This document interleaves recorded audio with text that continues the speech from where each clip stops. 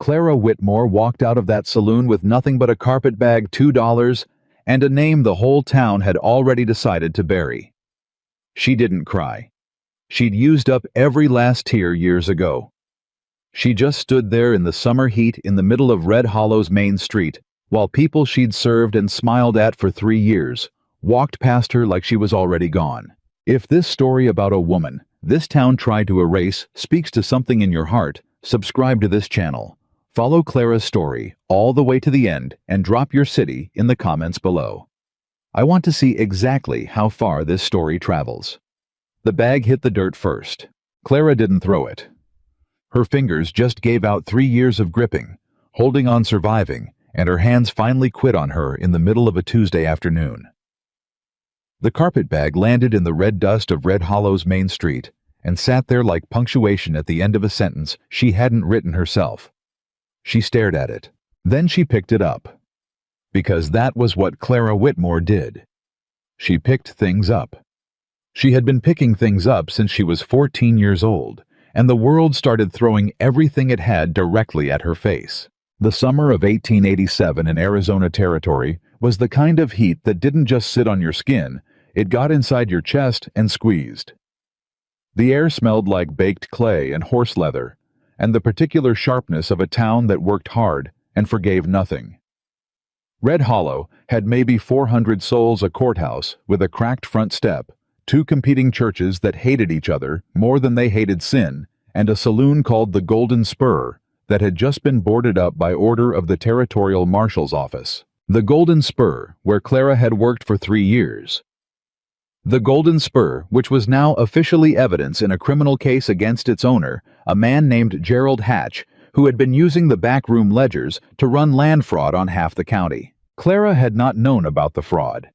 She had known about a lot of things, the way certain men talked too loud after their 3rd whiskey, the way the sheriff looked the other way when Hatch's name came up in conversation, the way money moved through that place in ways that didn't quite add up to honest arithmetic. But the land fraud itself, the forged deeds, the falsified surveys, the payments made to county officials, she had not known those specific facts. It didn't matter. She worked there, that was enough. The door to the Golden Spur had a new padlock on it put there that morning by a deputy with ink-stained fingers, and an expression like he was personally offended by Clara's existence. He hadn't spoken to her. He hadn't needed to. The padlock spoke clearly enough. No job, no wages for the last 2 weeks. Hatch had been arrested before payroll. No character reference from an establishment now classified as a criminal enterprise. Nothing but the carpet bag, the $2, and the name. She stood outside the padlocked door for a while. Not because she didn't know what to do. She was 31 years old, and she had always known what to do, had always had a plan, always kept moving. She stood there because for one long suspended minute, she needed to feel the full weight of it before she picked herself up and started walking again. The weight was considerable. 3 years. 3 years of being on her feet, 10 hours a day of smiling at men who looked at her like she was furniture, of saving every dollar she didn't need for food, of telling herself this was temporary, this was a stepping stone, this was not who she was, but simply what she was doing right now until something else opened up. 3 years of being careful, of being smart, of not making enemies, not drawing attention, not causing trouble. And here she was. Same dirt, same heat, same Red Hollow that had never wanted her to begin with. She picked up the bag and started walking. She tried the mercantile first. Harold Greer ran the mercantile. He was 62 years old, had a wife named Bessie, who made excellent pie and had bought coffee from Clara's serving tray no fewer than 40 times. He knew her name. He'd once, in a moment of unexpected decency, told her she had a quick mind. Clara walked into the mercantile, and Harold Greer looked up from behind his counter, and something moved across his face. Recognition, then calculation, then something that wasn't quite shame, but was in the neighborhood of it. "Miss Whitmore." "Mr. Greer, I'm looking for work.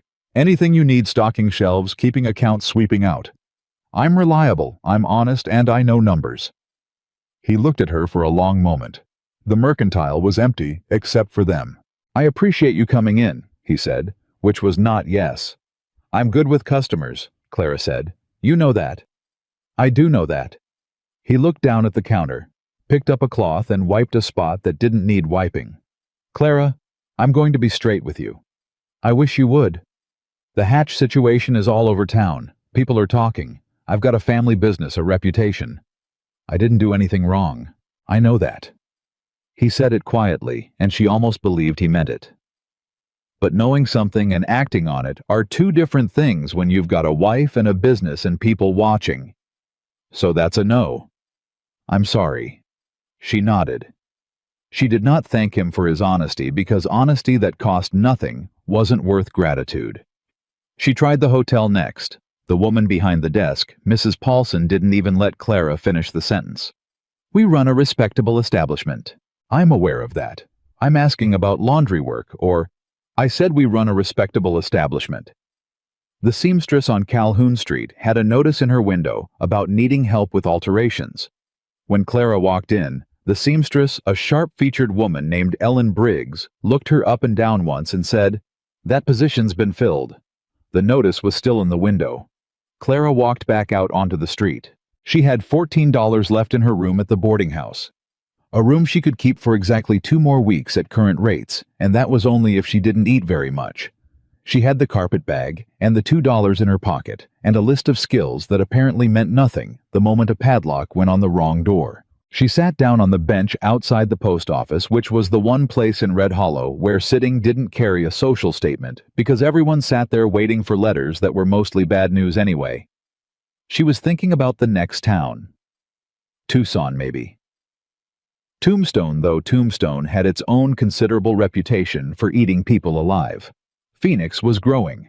Phoenix might need bodies willing to work. She was calculating the cost of a stage ticket versus the distance she could cover on foot. She had walked long distances before she could do it again when she heard the sound of a horse. Not the usual clatter of Main Street traffic. Something different. A single horse moving at a particular pace. Deliberate. Like the rider was in no hurry, and also could not be stopped. She looked up. The man riding in from the north end of town was not from Red Hollow. She knew Red Hollow's horses and Red Hollow's riders the way you knew the furniture in a room you'd lived in for years. This horse was a dark bay with a mountain man's saddle, the kind with extra rigging for rough terrain leather, scarred by altitude and weather, in ways that flatland riding didn't produce. The rider matched the horse. He was tall in the saddle in a way that wasn't posture, but simply bone structure, the kind of height that came from long legs and a spine that had never learned to fold itself small. He wore a duster that had been gray once and was now the color of old ash. The hat was battered in all the right places. The badge on his chest caught the afternoon light just once, just a flash, and then the duster fell back over it. He rode like the landscape was something he had an agreement with rather than something he was passing through. Deputy Marshal Ethan Calloway. Clara didn't know his name yet. She would learn it within the hour. But she knew what he was before she knew who he was, the way you can sometimes read a person's whole character in 30 seconds of watching them move before they've opened their mouth or given you any reason to form an opinion. He was looking at the Golden Spur as he rode past it, taking in the padlock, the boarded side window, the general official abandonment of the place. His expression didn't change. He was cataloging, not reacting. Then his eyes moved across the street, and they landed on Clara. It was not the way men usually looked at her. She had extensive experience with the ways men looked at her, with appetite, with dismissal, with the particular combination of both that saloon work produced. This was none of those things. This was the look of a man who had learned somewhere, and at considerable cost, to see people accurately before he saw them as anything else. He took in the carpet bag, the bench, the particular stillness of a person making calculations in their head. He didn't say anything. He kept riding slow and steady toward the marshal's office at the end of the street. Clara watched him go and felt something she couldn't immediately name. Not hope exactly. She'd burned through most of her hope before she turned 25. Something more guarded than hope, but structured similarly. Like the memory of hope, carrying the same shape. She told herself to stop being foolish and went back to calculating stage ticket prices. She found out his name from old Pete Dawson, who sat outside the marshal's office every afternoon, on account of having nowhere else to be and considerable opinions about everything that moved through town. "Ethan Calloway," Pete said when Clara asked. "Deputy Territorial Marshal out of Prescott. They sent him down on account of the hatch business. There's more to it than just the saloon, they're saying. Land fraud going back 6-7 years. He been here before. Once, 2 years back. Different business." Pete squinted at her. "You got dealings with him?" "No," Clara said. "Just asking." She didn't have dealings with him, but she watched him the way she watched everything in Red Hollow carefully from a slight distance, filing away information the way other people filed away money.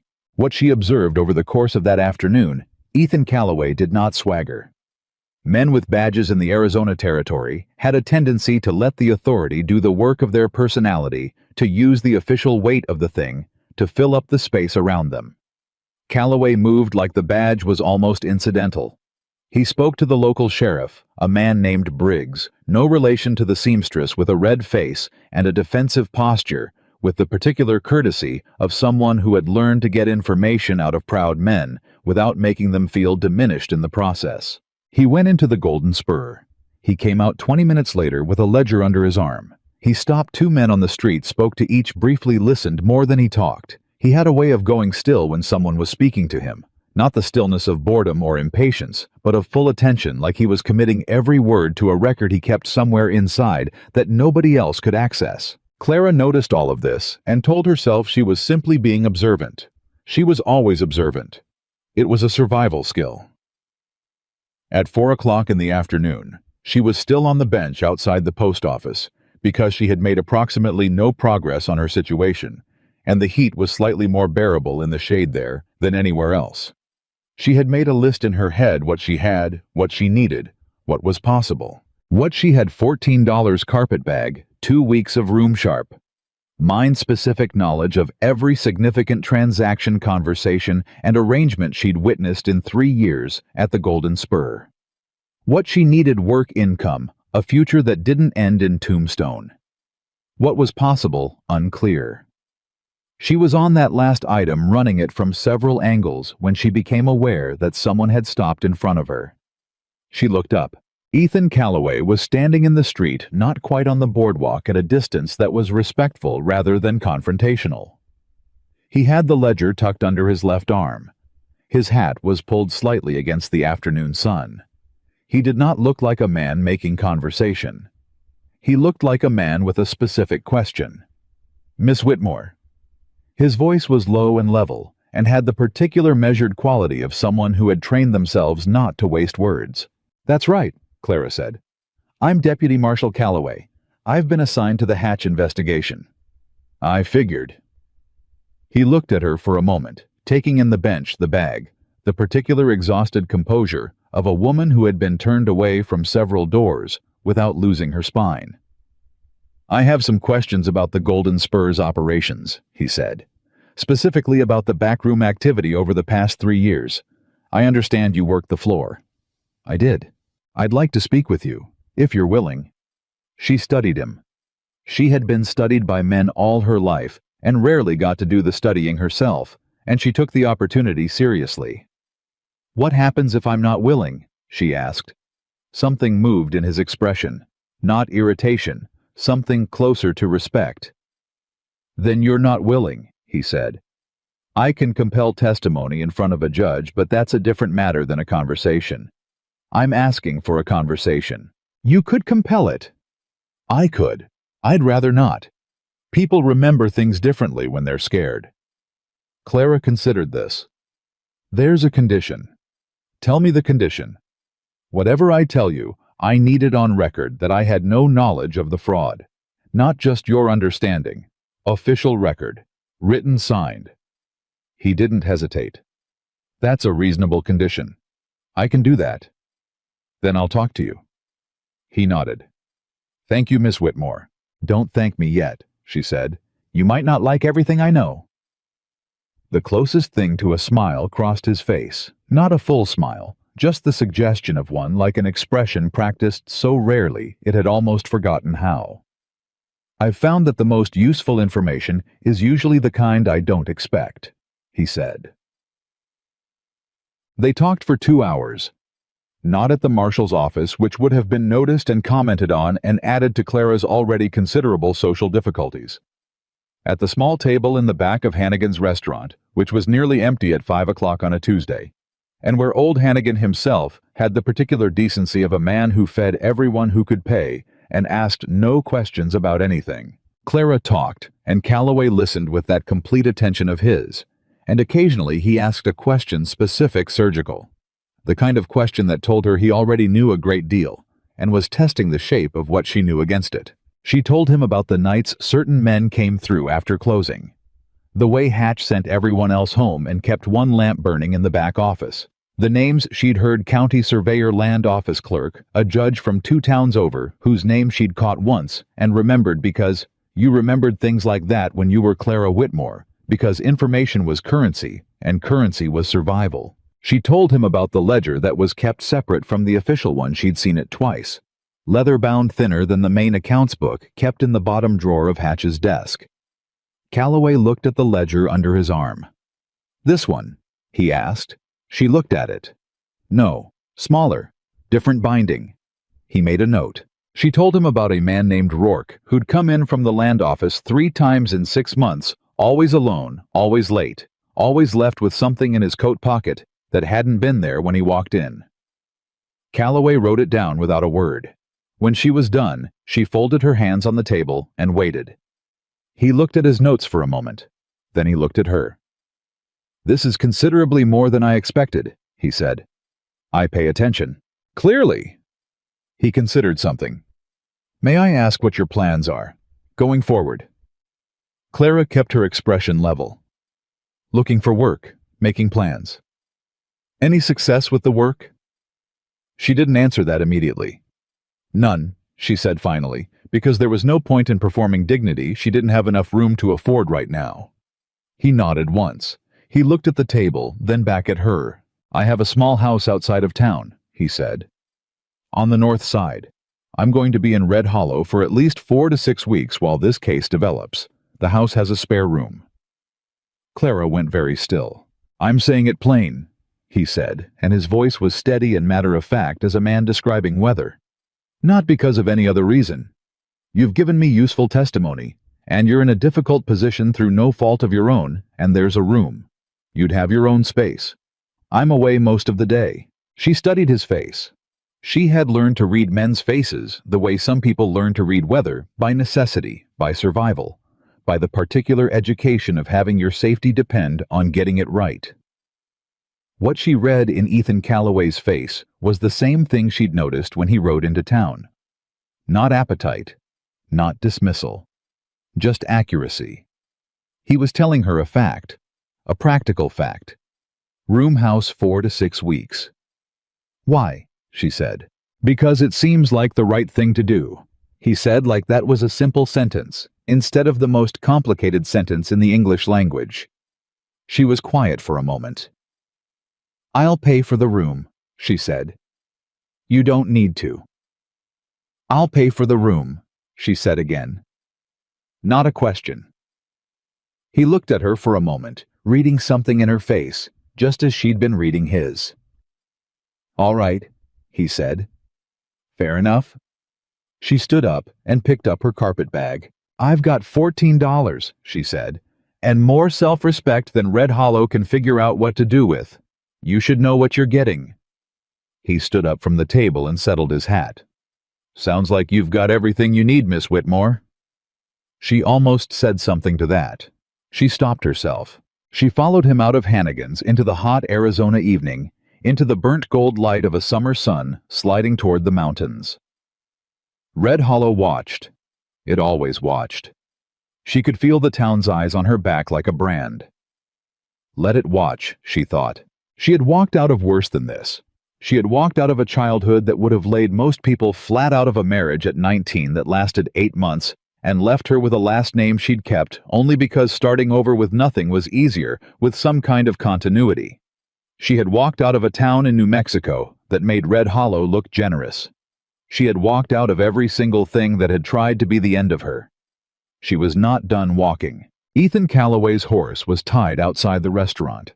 He untied it and led it by the reins, walking beside her toward the north end of town. He didn't offer to carry her bag. She appreciated that more than she could say. The house was small and clean, and smelled like pine resin and coffee, and a particular absence. The particular absence of a woman's presence, not in any sad way, but simply in the way of a man who lived alone and had made peace with it. The spare room had a bed and a window that looked out toward the mountains. The mountains in the evening light were the color of dried blood, an old copper, enormous and indifferent, the way only mountains could be. And Clara stood at the window for a moment and felt something in her chest go slightly less rigid. "There's food in the kitchen," Calloway said from the doorway. "I'll be out early tomorrow. Make yourself at home." "I'll earn my keep," she said. "I didn't ask you to." "I know. I'm telling you anyway." He looked at her for a moment. That reading look. Then he nodded and moved away down the hall, and she heard the front door open and close as he went out to see to his horse. Clara set the carpetbag on the floor and sat down on the edge of the bed. She was still alive. She had a room. She had information that the Territorial Marshal's office now needed, which meant she had a certain temporary but real value. She had 2 weeks before the $14 ran out, and inside those 2 weeks she would figure something out. She had always figured something out. Outside the window, the Arizona mountains held their color for a while longer, burning slow against the darkening sky. She watched them, and she thought about the town below and the people in it, and the way Harold Greer had wiped a counter that didn't need wiping. She thought about Ethan Calloway saying the most complicated simple sentence she'd ever heard. "It seems like the right thing to do." As if that were sufficient. As if righteousness were a reason instead of a luxury. She had not met many people who lived their lives that simply. She wasn't sure yet whether to trust it. But she was here. She was fed. She was alive. And in the morning she would see what a new day in an unexpected place looked like. In the 3 years she had lived in Red Hollow, she had never once looked at the mountains from a window that faced north. She looked at them now and decided that was not nothing. Outside, the summer dark came down over Arizona like a slow tide, and somewhere in the heat a coyote announced itself to the night, and Red Hollow went quiet in the way of small towns that have finished their gossip for the day and are saving the rest for morning. Clara Whitmore did not sleep right away.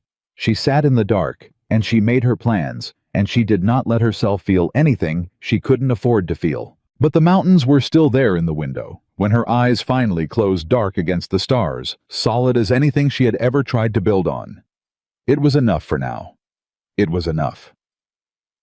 Clara woke before dawn, not because anything startled her, not because the house made strange noises, though it did old timber settling against the desert cold that came every night, no matter how brutal the day had been. She woke because her body had learned over many years and many uncertain situations that sleeping past first light was a luxury she could not count on. She lay still for a moment, orienting herself. The room, the window, the mountains barely visible now as dark shapes against a sky going from black to deep purple. Calloway's house. She was in Calloway's house. She got up.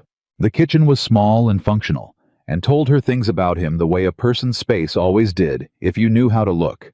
No clutter, no unnecessary objects. The kind of order that came not from fussiness, but from a man who had learned to keep his environment under control, because so many other things could not be. There were 3 cups on the shelf, just 3, and she wondered briefly why 3 when he lived alone. There was a coffee pot well used, and a cast-iron skillet that had been seasoned over years of honest cooking. There was flour and lard and dried beans and cornmeal and salt pork. Clara built a fire and made coffee, and then stood there in the early dark drinking it, because she had spent too many mornings running to spend this one doing anything else. She heard him before she saw him, boot heels on the wooden floor, steady and unhurried, the sound of a man who was already completely awake and had been for a while. Ethan Calloway came into the kitchen and stopped when he saw the fire going and the coffee on. Something moved across his face. Not surprise exactly, more like the recalibration of a man who had expected to find one thing and found another. "You didn't have to do that," he said. "I know." Clara poured a second cup and set it on the table. "Sit down. You look like you've been awake for 2 hours already." He sat. He picked up the cup and drank without ceremony, and she recognized something in that, the way a person behaves when they've stopped performing for other people. He wasn't performing anything. "I'm heading into town at first light," he said. "I'll be at the marshal's office most of the day. Briggs is going to be difficult." "Briggs is always difficult," Clara said. She sat down across from him. "He was difficult before you got here. He has a particular fondness for Gerald Hatch that I never quite understood until I understood it." Calloway looked at her across the cup. Meaning Briggs ate at the Golden Spur twice a week and never paid a cent for it." She wrapped her hands around her own cup. "That's what I didn't get the chance to tell you yesterday. Hatch kept a list of what he called his arrangements.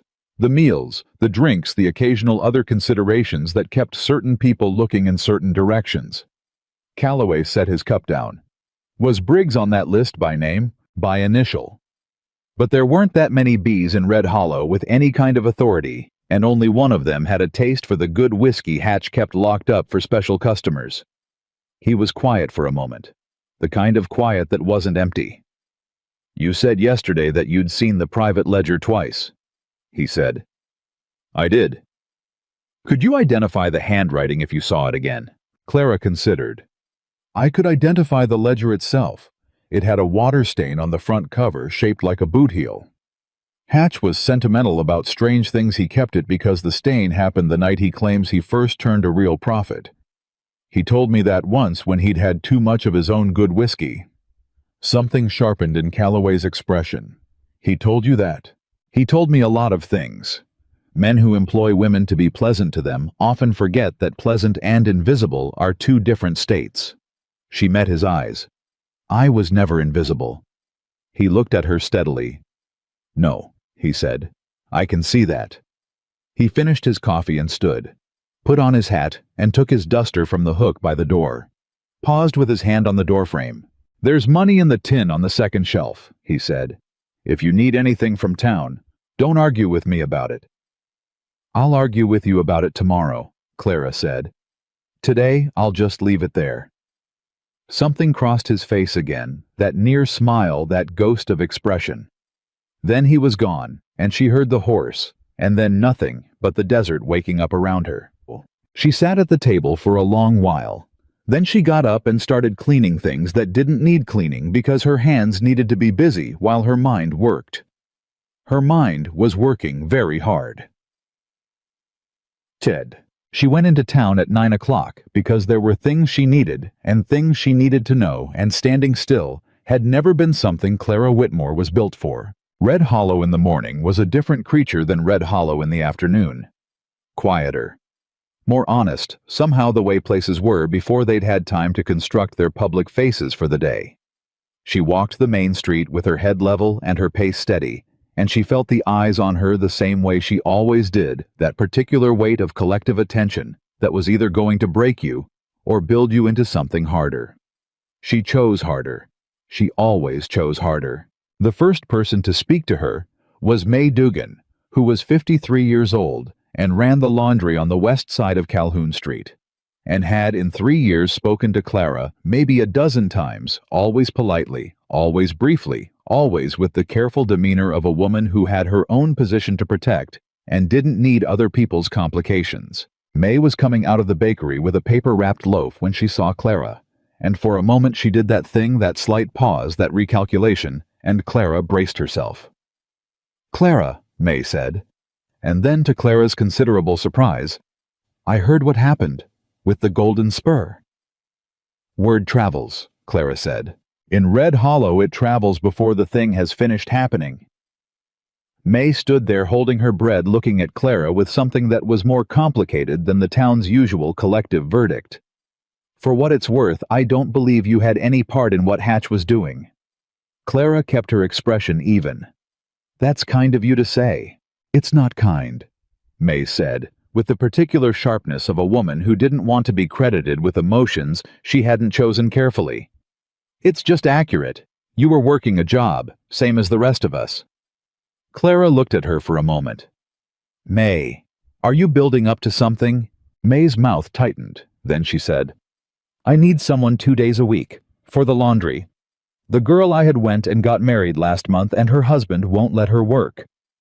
She said this with a flatness that conveyed exactly what she thought of that arrangement. "It's not glamorous, and it doesn't pay what you probably need, but it's honest, and I don't care about your past address." Clara was quiet for 3 full seconds.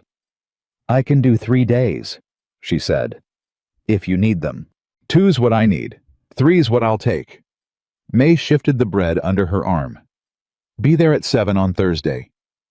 "I'll be there at 6:30, Clara said. May gave her a look that was almost warm. 6:30 then." She started moving away, then stopped. "Clara, about the hotel and that Briggs woman on Calhoun Street." "You know about that." "Like I said, word travels." May's voice was dry. "Not everyone agrees with them." She walked away before Clara could respond. Clara stood in the middle of the boardwalk and did not allow herself to feel too much about this, because too much feeling was dangerous when you were still inside the storm and not yet out of it. But she noted it. Noted it very specifically, filed it away in the part of herself where she kept things that mattered. One door in Red Hollow had opened this morning. One door was more than 0. She was crossing back through the center of town, heading toward the Mercantile for the few things she needed when she heard it. The shouting was coming from the direction of the marshal's office, which in Red Hollow was a small building attached to the county jail, 2 rooms, and a collection of grievances that dated back to the town's founding. She heard Briggs first because Briggs had a voice built for projection, a red-faced carrying voice that moved through walls and windows without apology. "You don't have jurisdiction over my department's business, Calloway. This is a local matter. Gerald Hatch defrauded landowners across 3 counties and bribed at minimum 1 county official." Calloway's voice was the opposite of Briggs's lower, steadier. The kind of voice that made you lean toward it to hear better, which meant you were already paying attention by the time it finished the sentence. "That makes it territorial jurisdiction. You know that, Briggs. You're reaching. I have the ledger. I have witness testimony. I have a record of payments made to at least 1 member of the local law enforcement." A pause. "So I'd encourage you to be very careful about what you say next." Clara had stopped walking. She was outside the window, not pressed against it, not hiding, just standing on the boardwalk at a distance that let her hear everything with complete clarity, which was absolutely an accident and had nothing to do with the fact that she had been listening at walls since she was old enough to understand that walls contained information. Briggs's voice dropped. She couldn't make out the words now, but the tone shifted, the bluster running out of it like water out of a cracked basin. Then Calloway again. "I'm going to need access to your office records going back to 1882. All of them." Silence. "I'll have them ready by end of day." Briggs's voice came out flat and carved up, the voice of a man who had just understood exactly how his morning had changed. Clara moved on before anyone came out the door. Her heart was doing something uncomfortable in her chest. Not fear exactly, or not only fear. Something more electric than fear. The particular feeling of a situation becoming real, of pieces moving into alignment of a thing that had seemed like it might be buried, becoming something that might instead be uncovered. Hatch's fraud was bigger than the saloon. She had known that in the way you know things you've assembled from fragments. A word here, a name there, a number that didn't add up. She hadn't known the shape of it until she'd told Calloway, and watched his face arrange itself into the particular expression of a man whose existing picture is having new details added to it. She had given him the boot heel ledger, the Briggs arrangement, the surveyor's name, the land office clerk. She had given him a case. The thought arrived before she could stop it. She was either very useful or very exposed, and in her experience, those 2 things had a tendency to change places without warning. She bought flour and salt, and a 1/4 pound of dried apricots, because she had not had dried apricots in 3 years, and she was going to have them now. And she walked back toward the north end of town with her purchases and her thoughts and the particular awareness that the ground under Red Hollow was shifting, and she was standing on it. Calloway came home at 7 that evening. Clara had made supper beans and cornbread and salt pork, and she had set 2 places at the table because it seemed absurd to set one when there were 2 people in the house. She heard the horse herd him in the yard, heard his boots on the steps, and she had a specific decision to make in the 10 seconds before the door opened: look busy doing something or just sit there. She sat there. He came in and saw the table and did the recalibration again, that slight adjustment of expectation. "You cook," he said. "I've been cooking since I was 8, she said. "Sit down." He took off his hat and his duster and hung them up. He washed his hands at the basin. He sat down and looked at the food and then at her, and she could see the day on him, the weight of it. Whatever had happened past the conversation with Briggs, that she'd overheard the particular kind of tired that came from fighting upstream against people who had every reason to obstruct you. "I heard you and Briggs," she said. "This morning. I wasn't trying to listen." "I know," he said in a tone that suggested he'd known she was there and had said exactly what he'd said regardless. She looked at him. "You knew." "I saw you out the window." He picked up his fork. "I wasn't saying anything I wouldn't have said to your face." Clara sat with that for a moment. He's going to be a problem. He's already a problem. Calloway ate a bite of the beans, and she watched something in his face ease slightly, the way it does when the body gets something it needed. Briggs has been covering for Hatch since 1882. That's 5 years. There are people in this county who bought land on fraudulent deeds and have been paying mortgages to a man who didn't legitimately own the property they're living on. Clara set her fork down. "How many families?" He looked at her. 26 that we know of. Probably more. She absorbed this. 26 families. People she might have served coffee to, might have smiled at across the bar. People who had looked through her, or past her, or with whatever judgment small towns attach to women who worked saloons. 26 of them living on land they thought they owned, that had been stolen from someone else, that the county record said was legitimate because the county records had been altered. Some of those families, she said slowly, came in every week. The Harpers. The Dunleavy family, they've got 3 children. Old Mr. Sorensen out on the North Road, he bought his land with money he saved for 20 years.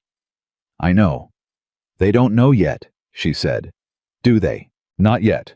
We have to build the case first. If we move too early and Hatch's connections find out what we know, the documentation disappears and we lose everything." He looked at her steadily. "Which is why what you told me yesterday matters as much as it does. The private ledger, the arrangement with the land office clerk, those are the links that hold the case together." Clara was quiet. "You told me yesterday," he said, "that you were never invisible." "I did. The woman who kept that information, all of it for 3 years, every name and every transaction she couldn't have known she'd ever need, she's the reason 26 families might get their land back." He said it simply, without decoration. "I thought you should know that." Clara looked across the table at him for a long moment. She was not a woman who cried. She had cried all she was going to cry somewhere around the age of 16, and since then had converted that energy into things she could actually use. But something moved in her chest that was adjacent to it, that had the same weight without the release. "You're telling me my 3 years there weren't just 3 years of surviving," she said. "That's what I'm telling you." She picked up her fork again. "Don't make me into something I'm not," she said. "I wasn't keeping records for the sake of justice. I was keeping them because knowledge was the only thing I had that nobody could take." "I'm not making you into anything," he said. "I'm telling you what you are." The silence after that was different from the other silences they'd had.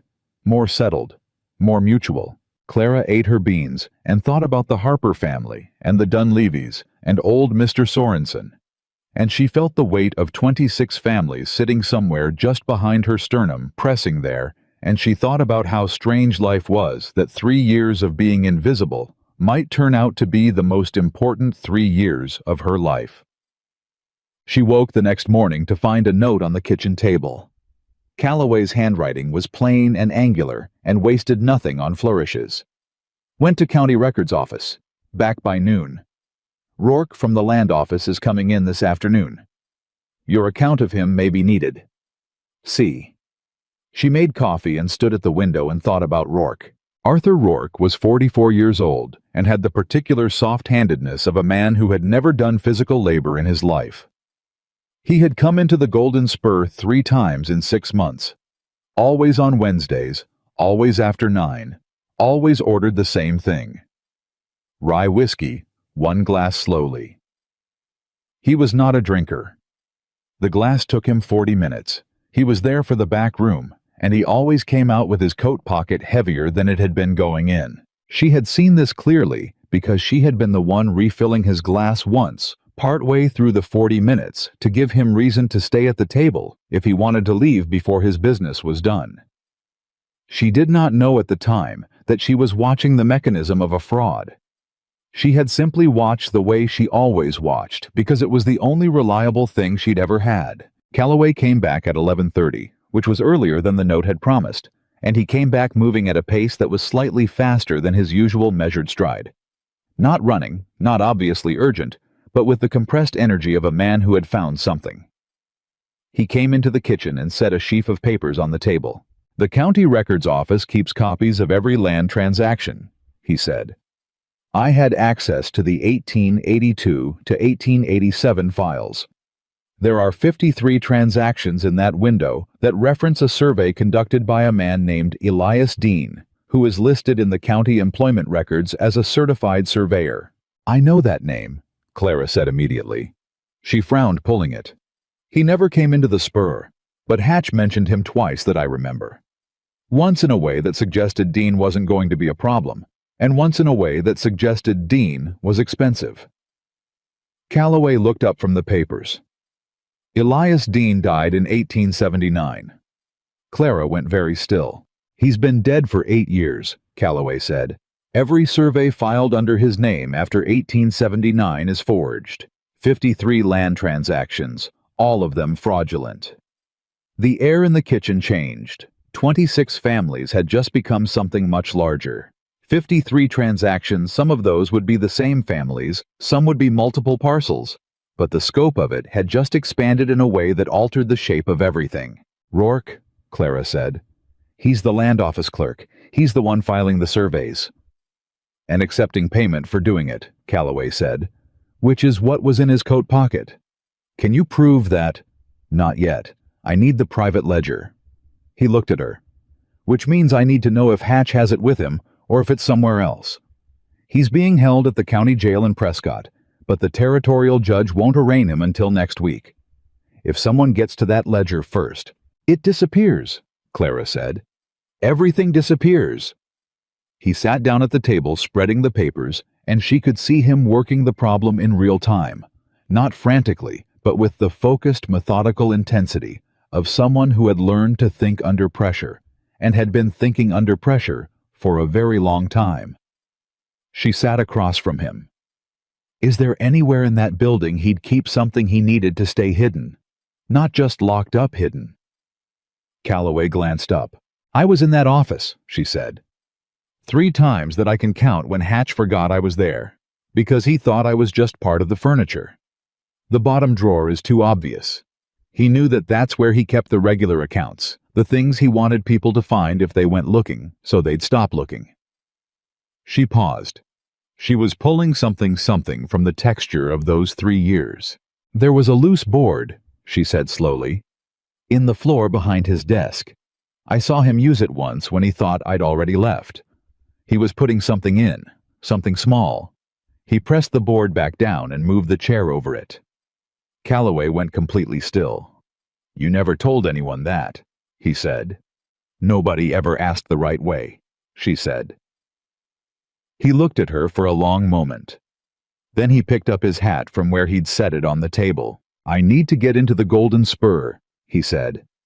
Today. Before Rourke's interview, in case Rourke has already warned someone.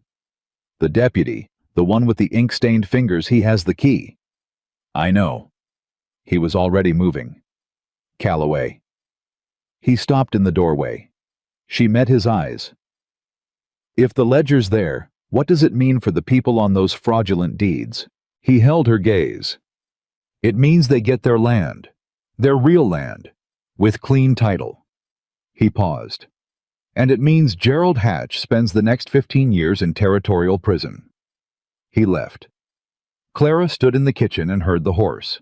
She thought about the loose board under the chair in Hatch's office, about the particular evening she'd seen him use it, about how she'd finished drying the glass in her hand and put it away quietly and walked out as if she'd seen nothing at all.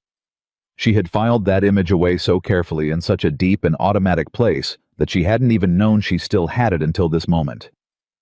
She had not been invisible. She had been watching everything, storing everything, carrying 3 years of this town's secrets in the most reliable archive available herself. Rourke came in at 3 o'clock. Clara knew because she had gone into town at 2 to meet May Dugan briefly about Thursday's arrangement, and she was at the end of Calhoun Street when she saw Rourke walking toward the marshal's office. He was wearing his good coat even though the heat was brutal. His face was composed in the careful way of a man who had decided how he was going to play this. She almost kept walking. Then she turned around and went to Hannigan's restaurant instead, because it was 2 doors from the marshal's office and had a window that faced the right direction, and she sat down with a cup of coffee and watched the door. Calloway had come back from the Golden Spur 40 minutes before. She had not been there to see him return, but she had seen him go into the marshal's office at 2:15 with something tucked under his arm, and the way he carried it told her everything. He had found the ledger. Rourke went into the marshal's office at 3:02 and came out at 4:17. Clara had finished 2 cups of coffee and was starting on her 3rd, and old Hannigan hadn't asked her a single question, which she appreciated. Rourke came out looking like a man who had just had the floor taken out from under him. He stood on the boardwalk for a moment, collecting himself, straightening his coat. Then he walked very quickly in the direction of the land office, not running, but very quickly. Clara watched him go. She was still sitting there when Calloway came out of the marshal's office 10 minutes later and looked down the street, and then, without seeming to look for her, his gaze found the window where she was sitting. He came into Hannigan's and sat down across from her. "He talked," she said. It wasn't a question. "He talked," Calloway confirmed. He looked like a man who had just carried something heavy for a long distance and had not yet put it all the way down. All of it. Rourke Briggs, 2 county commissioners, and a judge in Maricopa County who's been on Hatch's arrangement for 4 years. Clara set her coffee cup down carefully. "The ledger," she said. "The ledger." He leaned back in the chair slightly. "It has every arrangement, every payment, every name dated and recorded in Hatch's own hand. He kept it for protection. He said so nobody could turn on him without taking themselves down too." "He was protecting himself from his own conspirators," Clara said. "Yes. And now it protects 26 families." She paused. 53 transactions. 53 transactions, he said. The afternoon light was doing something to the room, that late-day Arizona gold, that made everything look briefly like it was made of something more valuable than it actually was.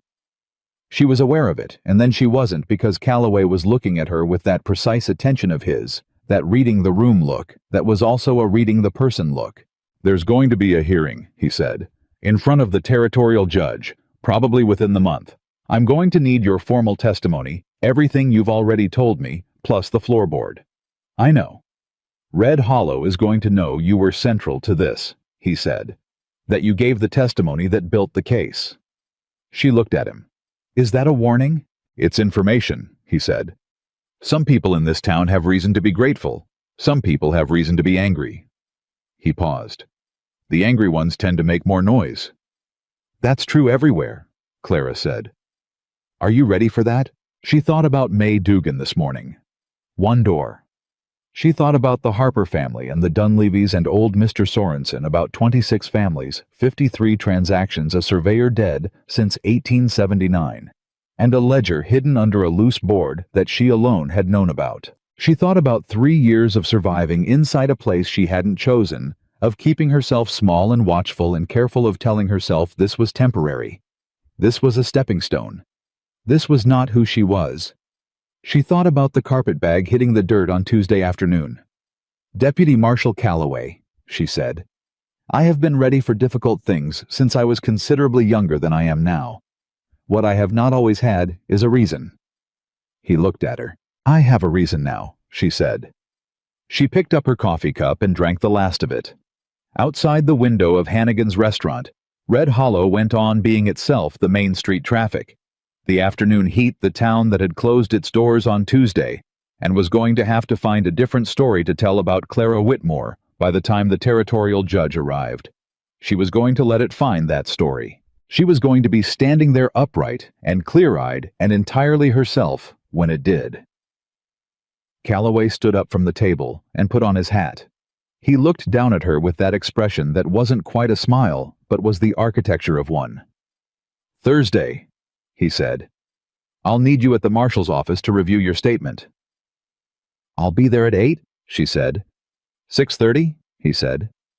She looked up at him sharply. Something in his face, just the slightest ease in it. "If you're going to be early," he said, "at least be early to something that matters."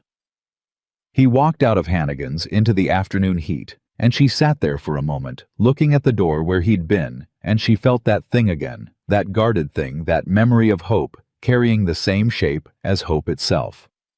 She picked up her bag.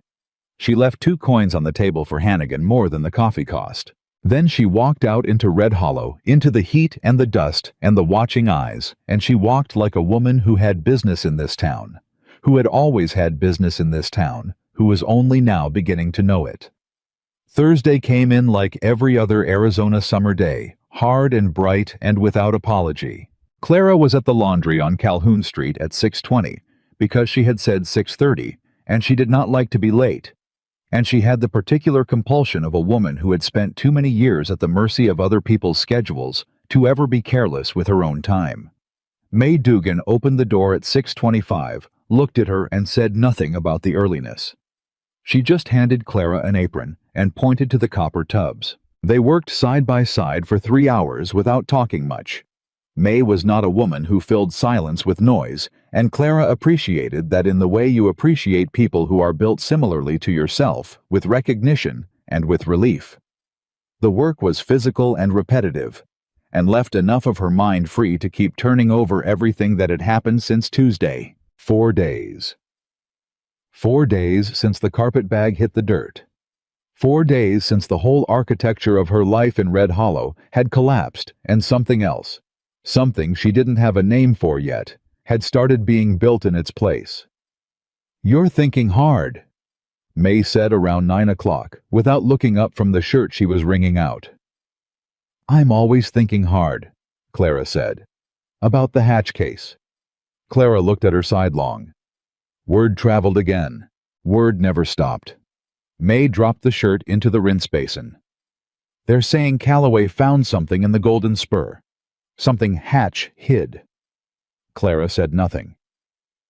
"They're also saying," May continued in the same dry, even tone, "that a woman gave testimony that broke the case open. Nobody's saying your name yet. But it's only a matter of time before someone does the arithmetic. When they do," Clara said, "they'll say it like it's a crime. Some of them will." May looked at her directly, which was something May didn't do often and which meant it mattered. "Some of them won't." Clara held her gaze. "Which kind are you?" "I'm the kind," May said, "who put an apron in your hands at 6:25 in the morning. You do the arithmetic." She went back to the laundry, and Clara went back to the laundry. And between them, a small and practical thing settled into place that was not yet friendship, but was the honest material from which friendship is sometimes made. She was at the marshal's office at 8 o'clock, exactly as she'd said. Calloway was already there, already moving, and he had that compressed quality again. The same energy she'd seen when he'd come home with the survey documents. The focused urgency of a man working against a clock he hadn't told her about yet. He had maps spread across the table, and a second man in the room that Clara didn't recognize, younger than Calloway by 10 years, with sharp dark eyes and the kind of lean, watchful build that suggested he'd come up the same way through the same education of difficult country and harder decisions. "Miss Whitmore," Calloway said. "This is Deputy Marshal Cole Ardent out of Prescott. He rode in this morning." Cole Ardent looked at her with the frank assessment of someone who had been briefed. "Ma'am, Calloway tells me you know this county's business better than anyone in it." "I know the business of the people who came through the Golden Spur," Clara said, "which turns out to be most of it." "We're going to need all of it," Ardent said. He was not unkind. He was simply operating at speed the way the situation required. "We have a hearing date, 2 weeks from today in front of Judge Harlan Morse out of Prescott.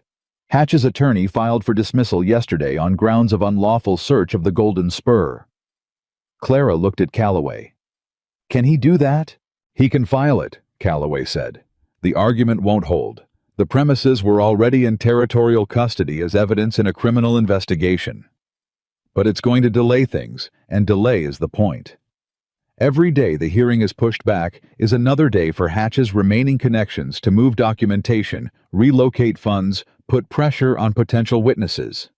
The word witnesses landed in the room with a specific weight. "You mean me," Clara said. "Among others," Ardent said. "There are 2 former Golden Spur employees who've already been approached. One of them has left town." Clara felt something cold move through her despite the heat. "Who?" "Billy Crane. He worked the bar." She knew Billy Crane. 18 years old, Quick Hands had been saving money to send home to his mother in Flagstaff. He was young, and he had been frightened, and he had left, and she couldn't blame him for it. "Who approached him?" she asked. Calloway and Ardent exchanged a look. "We believe," Calloway said carefully, "it was someone connected to the county commission, specifically to one of the commissioners named in Hatch's ledger." "Commissioner Aldrich," Clara said. Both men looked at her. "He came in on the first Monday of every month," she said. "Not for the whiskey he didn't drink. He ate. He always ordered the same thing, and he always ate it in the booth in the back corner, and he always left within 15 minutes of Hatch disappearing into the back office." She paused. "He has a scar on his right hand from an old burn. He wore his watch on that wrist, I think, to cover it." Ardent made a note. "You remember all of it?" "All of it," she said. "That's what I do." "Then you understand," Calloway said, "why you're the witness they have most reason to be worried about." He said it plainly, not to frighten her, because she had asked for plainness, and he had learned in 4 days that she could take it. She could take it. She stood there in the marshal's office in Red Hollow, Arizona Territory, 1887, and she took it, and she did not step back from it. "What do you need from me?" she said. They worked through the morning, the 3 of them, building the formal structure of her testimony. It was painstaking work. Ardent was precise in the way of a man who understood that testimony lost in technicality was testimony lost entirely, and he asked her the same questions from different angles, until he was satisfied that her account was consistent from every approach. Not because he doubted her, because Hatch's attorney would not doubt her for a moment, and would spend every resource he had making a jury doubt her instead. Clara answered every question. She answered them clearly and without embellishment because she understood instinctively what Ardent was doing, and she had no interest in giving Hatch's attorney anything to pull apart. Calloway mostly listened.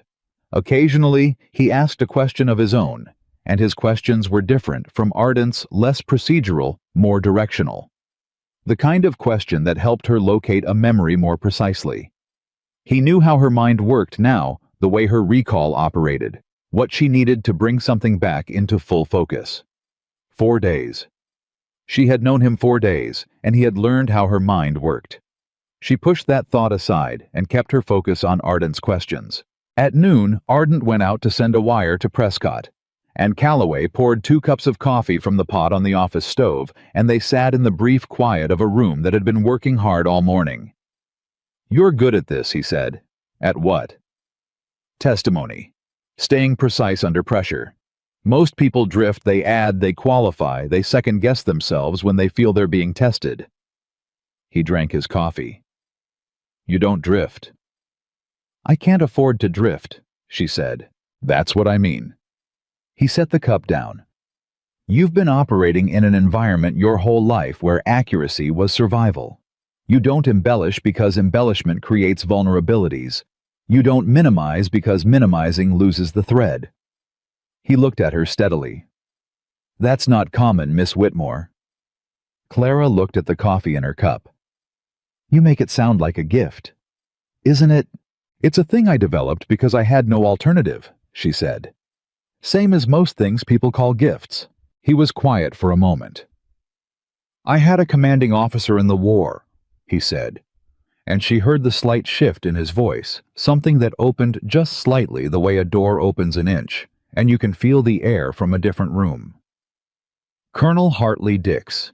He used to say that the most valuable soldier wasn't the strongest or the fastest.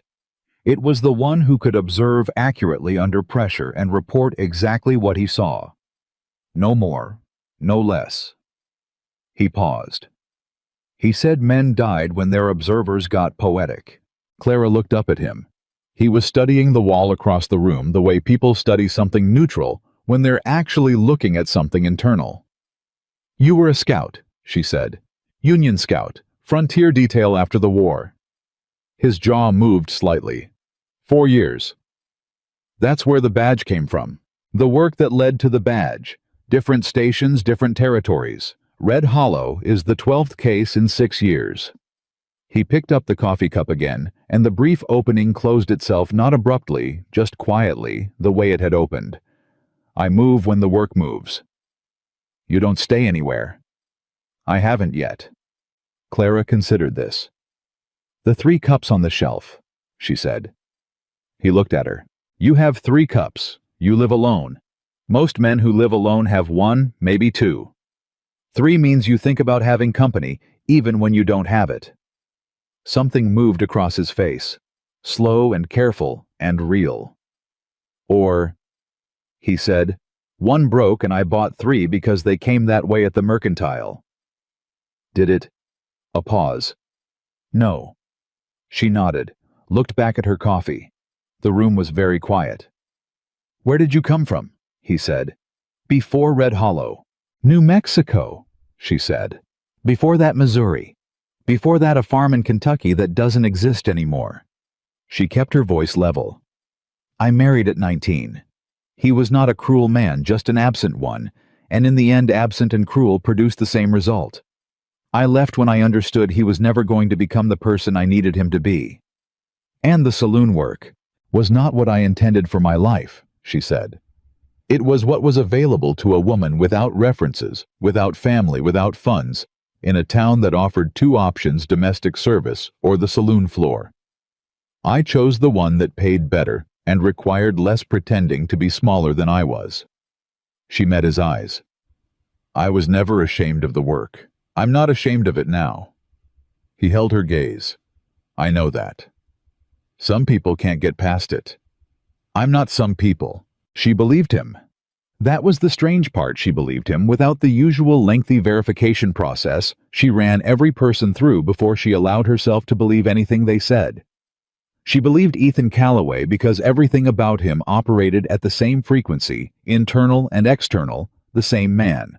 Whether he was talking to Briggs or eating beans at his own kitchen table, or sitting in the marshal's office telling her she didn't drift. Ardent came back and the morning's work resumed, and Clara filed the moment away in that deep, reliable place, and kept going. The first threat came on Friday. It was not dramatic. Threats rarely were in her experience. The dramatic ones were usually just noise men who wanted to feel powerful without paying the cost of actual action. The quiet ones were what you watched for. A note, folded once, slid under the door of Calloway's house sometime before dawn. Clara found it when she went to get water from the pump, and it was sitting on the floor just inside the front door. She picked it up and read it. It said, "Some testimony is better left unspoken. Consider your future, Miss W." No signature. Plain handwriting, the kind that had been made plain deliberately. The paper was standard, the kind available in the mercantile, in the land office, in the hotel, in any of a dozen places. She folded it again and set it on the kitchen table and made the coffee. Calloway found it when he came in for breakfast. He picked it up, read it, set it down. His expression did not change. "Are you frightened?" he asked her. She thought about the question seriously the way it deserved. "I'm alert," she said. "Frightened is when you stop thinking clearly. I'm still thinking clearly." "Good." He pocketed the note. "I want you to vary your route when you go into town. Don't be predictable about timing." "I know how to be unpredictable," she said. "I've been doing it since New Mexico." "I know you do." He looked at her across the table. Clara. It was the first time he'd used her given name. It arrived simply without announcement, just dropped into the sentence, as if it had always belonged there. "I need you to understand," he said, "that I take this seriously. The note is a warning, which means someone is watching the house, which means they know you're here, which means they've made a decision that you're a threat significant enough to warn." He held her gaze. "That's both good and bad. Good because it means the testimony is solid enough to frighten them," Clara said. "Bad because frightened people are unpredictable." "Yes." She poured her coffee and sat down. "What do you want to do?" "Ardent is going to put a watch on the house at night. I'll be here most evenings now. And—" He paused as if considering how to say the next part. "I want you to think about whether there's anyone else in Red Hollow who might have witnessed things at the Golden Spur. Anyone you trust," she thought. "May Dugan," she said slowly. "She's not a witness. She was never in the Spur. But she knows this town. She knows which families are on the fraudulent deeds. She knows who talks to whom. She knows the networks." She paused. "And she's not afraid of much. Would she talk to me?" "She'd talk to you if I asked her to," Clara said. "May does things on her own terms, but she has terms you can work with." He nodded. "Set it up." He left. She heard the horse. She sat in the kitchen with her coffee and the ghost of his voice saying her name. Clara. Just that. Just the word, like it was a thing he'd always known and was only now using. She gave herself 30 seconds to feel whatever that was. Then she got up and went to work. The thing about a town like Red Hollow was that it operated on 2 levels simultaneously. There was the level everyone performed, the public face, the church attendance, the commerce, the social positions maintained through carefully calibrated courtesy. And then there was the other level, the one that ran underneath, the one that kept the actual truth of the place alive through whisper networks and kitchen conversations, and the particular intelligence of women who had been underestimated so long that everyone had stopped watching what they said in front of them. Clara had always lived on both levels. She had performed the first level because it was required, and she had survived on the second level because it was true. Now she moved through Red Hollow on a Friday afternoon, and she felt the second level shifting beneath her feet. The note under the door had not come from nowhere. It had come from someone who was connected, who had resources, who knew where she was sleeping, which meant someone had been watching the house, which meant someone in this town was still actively working to protect Hatch's interests. She needed to know who. She stopped by May's at 3 o'clock after the laundry work was done for the day. May listened to everything Clara told her. The note, Calloway's assessment, the question of who in Red Hollow was still on Hatch's side. She listened without interrupting, which was a form of respect Clara recognized and returned. "Aldrich," May said when Clara finished. "That's what Calloway thinks too. It's not just what I think, it's what I know." May set down the cup she'd been holding. 3 weeks before Hatch was arrested, Aldrich came to my door. He wanted to commission extra laundry work linens, mostly a large order. He paid in advance. Cash. She paused. More cash than the order warranted. Clara went still. He was establishing a reason to have cash transactions with someone outside his usual circle. "That's what I decided he was doing," May said. "I took the money and did the laundry and kept my mouth shut because I have a business, and I do not involve myself in other people's arrangements." She looked at Clara directly. "But I kept the bill of transaction, dated and signed, in case. In case of exactly this," Clara said. In case of exactly this, May agreed. I didn't know what I was keeping it for. I just knew that a man who overpays for laundry is a man who's cleaning something other than his sheets.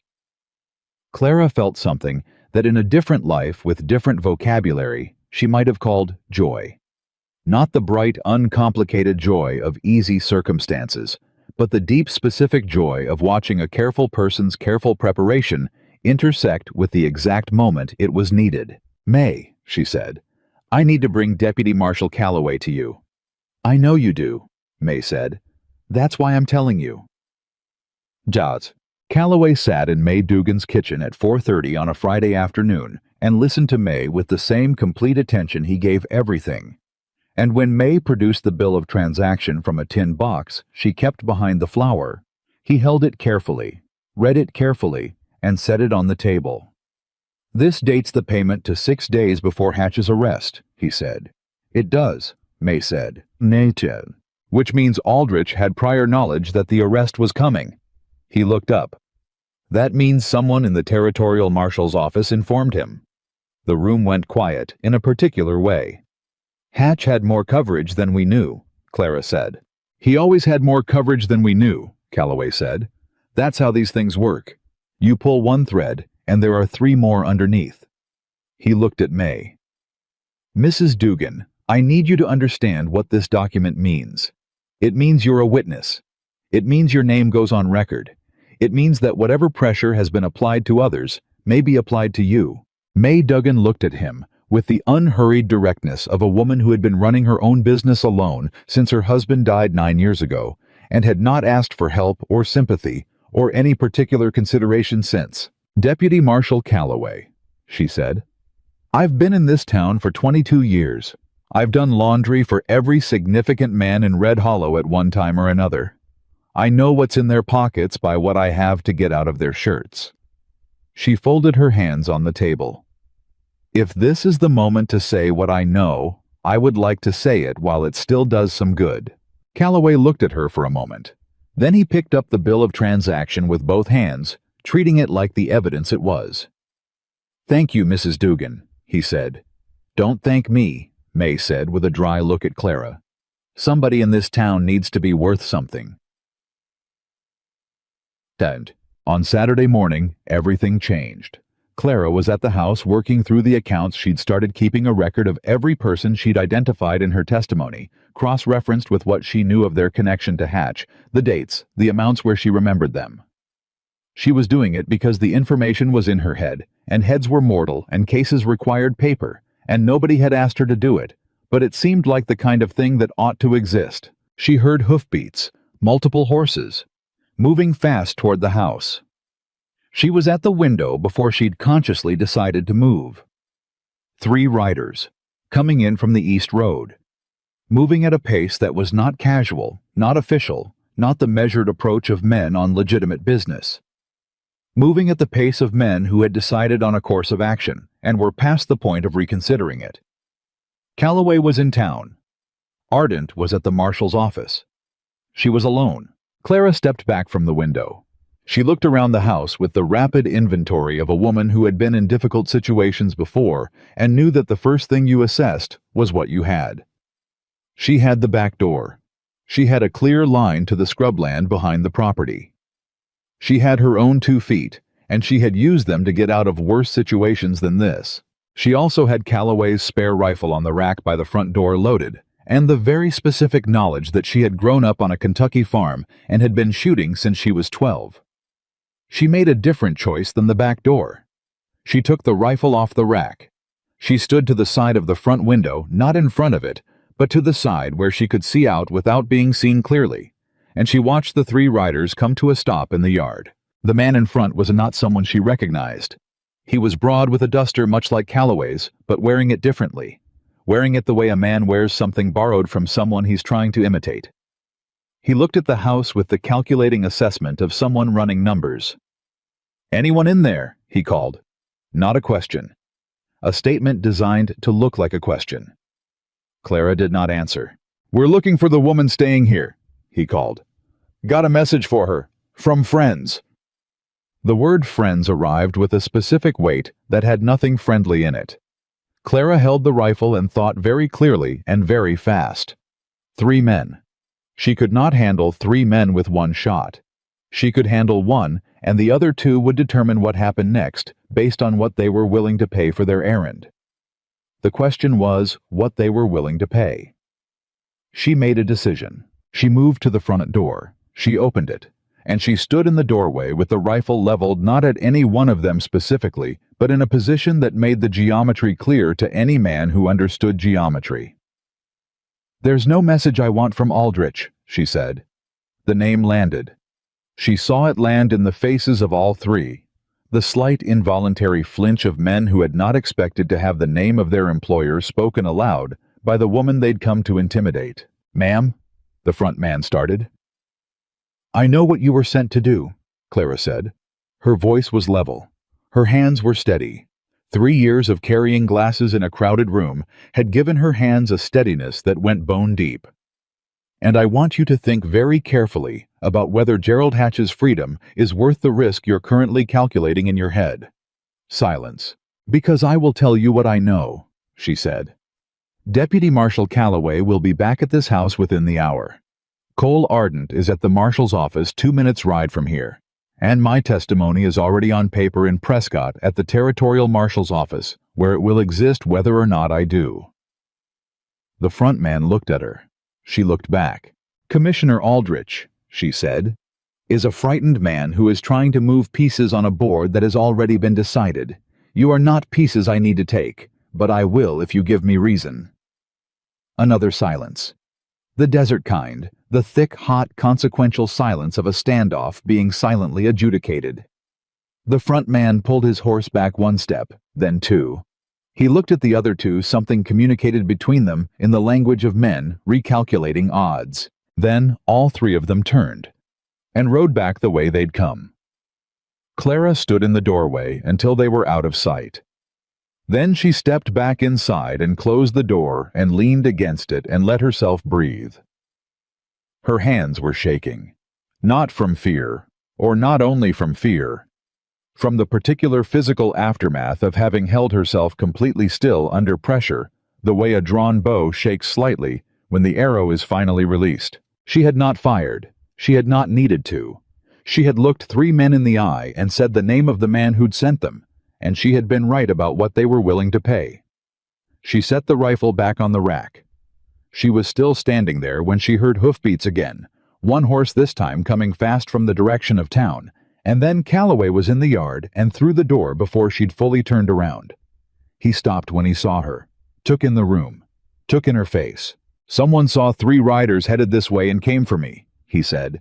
His voice was controlled. His eyes were doing a fast assessment of the room of her checking for damage. "Are you all right?" "I'm fine," she said. "Clara." "I'm fine," she said again.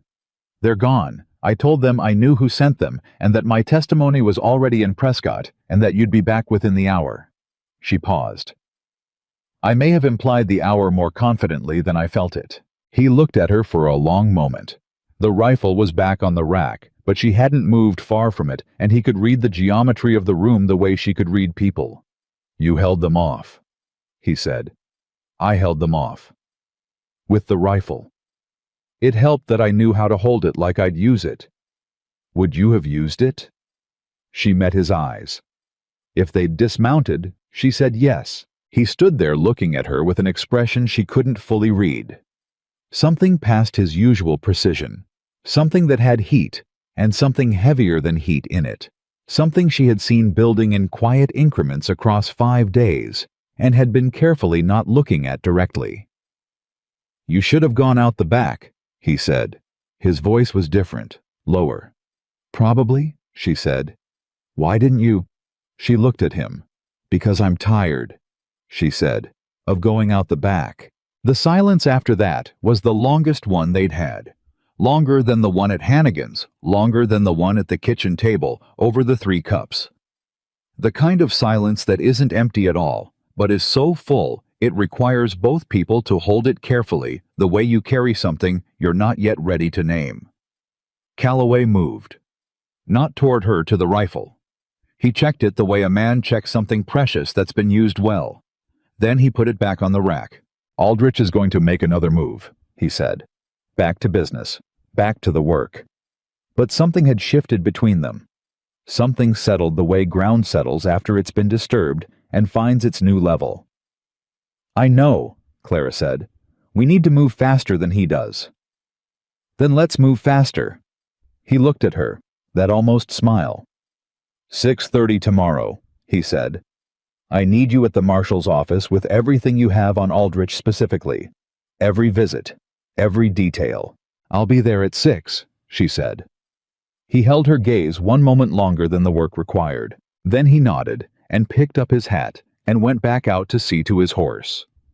And Clara stood in the center of the room and let the day settle around her and thought about the 3 cups on the shelf and the note under the door and what it meant that she had stood in the doorway of this man's house with his rifle in her hands and felt for the first time in a very long time like she was exactly where she was supposed to be. Outside, the Arizona evening was coming down over everything, over the scrub and the dust and the mountains and the town below.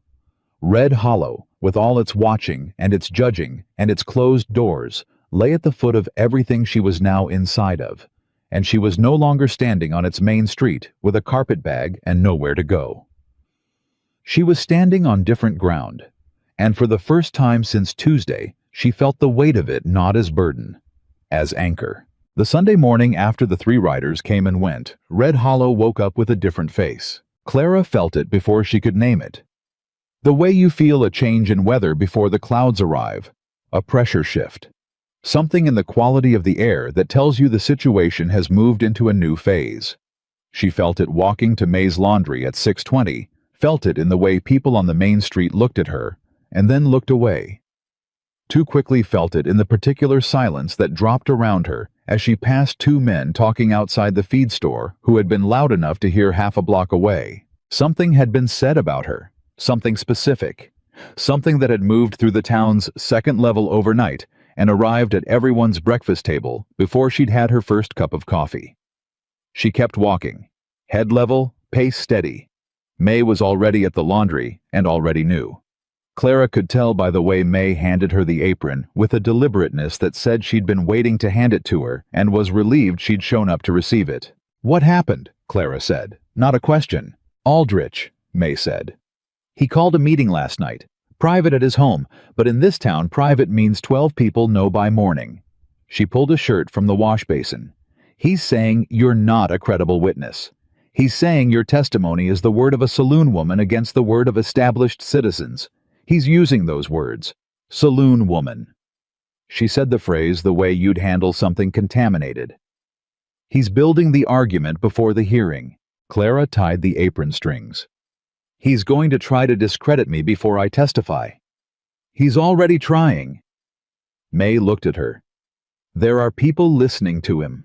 Not everyone, but enough." "Who?" May named 4 names. 2 were men Clara had expected. 2 surprised her people she'd thought were neutral people who had nothing obvious to gain from Hatch's protection. She held the names in her mind and turned them over, looking for the connection she'd missed. "The Whitfield brothers," she said slowly. "They own the North Pasture land." "They do," May said, "and they bought it in 1884. The year landed. 1884. The same window as the fraudulent surveys. "They don't know," Clara said. "They're supporting Aldrich because they don't know their own deed might be fraudulent. They think they're protecting their property by keeping the investigation from going too deep." May stopped ringing. She looked at Clara with the expression of someone who has just watched a complicated thing become clear. "They're afraid the case will unsettle their land," May said. "Exactly. Aldrich is using that fear. He's not telling them their deed is at risk. He's telling them that an unstable investigation, a woman witness with a questionable background, is what puts their land at risk." Clara felt the shape of it clicking into alignment, the way a case did when you finally understood the mechanism. He's brilliant in a corrupt way. He's turned the victims into his defenders. May was quiet. Then she said, "Can that be fixed?" "If someone tells the Whitfield brothers the truth before the hearing," Clara said, If someone explains that their deed's validity depends on the investigation succeeding, not failing. She paused. If someone they trust tells them. May looked at her. I've done laundry for Tom Whitfield for 15 years. I know you have. May picked up the next shirt. I'll be at his place by 4 o'clock. Son, she told Calloway at noon. He listened to all of it. Aldrich's meeting the 4 names, the Whitfield connection. May's plan with the focused attention she'd learned to read as his highest form of respect. When she finished, he was quiet for a moment, in the way that meant he was integrating rather than reacting. He's smarter than I gave him credit for, Calloway said. Most people are, Clara said, if you underestimate them. He looked up at her briefly, and something in his expression acknowledged that she was speaking from experience. The character attack complicates things. Not legally, your testimony stands on its own merits and the ledger corroborates it independently. But a jury is people, and people carry their social assumptions into the box with them. So we need to cut the legs out from under the social argument before it gets to the jury, Clara said, which means we need more witnesses, people who aren't saloon workers, people whose word Aldrich can't dismiss the same way. He leaned forward. The 53 landowners. How many of them does the town know and respect? All of them, Clara said. That's the point. These are working families, homesteaders, people who built something here. She held his gaze. If they stand up at the hearing and say Gerald Hatch stole their land, Aldrich can't call all of them saloon women. A silence. The hearing is in 11 days, Calloway said. Then we have 11 days. He studied her for a moment. This is going to require you to go to those families directly, to explain the deed situation to people who don't know it yet. Some of them are going to be frightened. Some of them are going to be angry. And some of that anger is going to land on you because you're the one telling them. I know that. Clara, I know that, she said again. I've been delivering difficult information to people my whole life. I know how to stand in the middle of someone else's fear and not take it personally. She met his eyes. Let me do this. He looked at her for a long time. In all the days she'd known him, he had never looked at her quite this way, with something that went past the case, past the professional precision, into something more personal and more careful. All right, he said. I'll start with the Harpers, she said. Today. I'll ride with you. You'll slow me down, she said not unkindly. They'll see a badge and they'll be frightened before I've said a word. Let me go first, alone. Give me until sunset. He didn't like it. She could see that clearly. The conflict between the work which said let her go and something else that didn't have an official designation. Sunset, he said. And if you're not back, I'll be back, she said. I'm always back. No. She visited 4 families that afternoon. The Harpers, first James and Ruth Harper, who had 3 children under 10 and a homestead they'd worked for 6 years and a fraudulent deed they had no idea was fraudulent. Ruth Harper cried. James Harper did not, but his face went through things that were harder to watch than tears. Clara sat at their kitchen table and told them the truth, and then told them what it meant, and then told them what they could do about it. Your land is not lost, she said. That's the thing I need you to understand first before anything else. The investigation is what protects your claim, not what threatens it. If Gerald Hatch goes free, the fraudulent deeds stand. If he's convicted, the territorial court will reissue clean title to every affected property. James Harper looked at her across the table. He was 40 years old and had the particular worn-down look of a man who had given everything to a piece of land and could not survive losing it. Why are you doing this? He asked. Not hostile, genuinely asking. Because I lived in this town for 3 years, Clara said, and I watched, and I know what was done to you, and I know what the truth is. And it seems to me that the truth is more useful than staying quiet. Ruth Harper reached across the table and put her hand over Clara's. Clara sat very still. She was not accustomed to being touched with kindness. She had not been for a long time. What do we need to do? Ruth asked. Come to the hearing, Clara said. Bring anyone else you know who might be affected. The more voices there are, the harder it is for Aldrich to make this about one woman's word against the town's. She left the Harpers and went to the Dunleavys, and then to old Mr. Sorensen, and then to a family named Beale, who had 3 grown sons and a cattle operation that had been built on a deed that Elias Dean, dead since 1879, had supposedly surveyed in 1885. The Beale sons listened hard and said little, and at the end of the conversation, the oldest one, a man named Frank, who was built like a boulder and had the quiet of someone who'd learned that speaking too fast cost you, stood up and shook Clara's hand. "You need us at that hearing," he said. "We'll be there." "Bring your brothers," Clara said. "I'll bring every man who'll listen to me between here and the county line," Frank Beale said. "Reckon that's considerable." She was back at the house before sunset as promised. Calloway was already there. He had coffee on and was sitting at the table with paperwork. And when she came in, he looked up with the controlled relief of a man who'd been watching the door. "4 families," she said. "All of them will come. Frank Beale says he'll bring more." He looked at her. "How are you?" "I'm functional," she said. And then, because he'd asked it in a way that deserved honesty, Ruth Harper put her hand over mine at the kitchen table, and I had to concentrate very hard on not reacting to it. He was quiet for a moment. "When did people stop being kind to you?" "A long time ago," she said.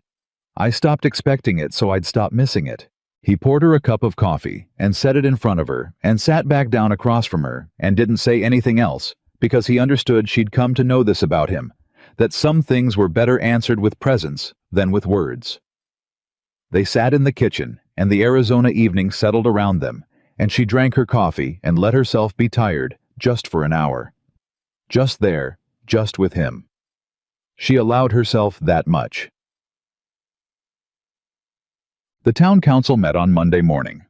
Clara knew about it because May Dugan knew about it, and May Dugan knew about it because Tom Whitfield, who had listened to May the previous afternoon, and whose face had gone through the same things as James Harper's, and who had subsequently spent the evening talking to his brother, had sent word to May that morning that the council meeting had been called by Aldrich, and that it was not, as the official notice claimed, about road maintenance. It was about Ethan Calloway.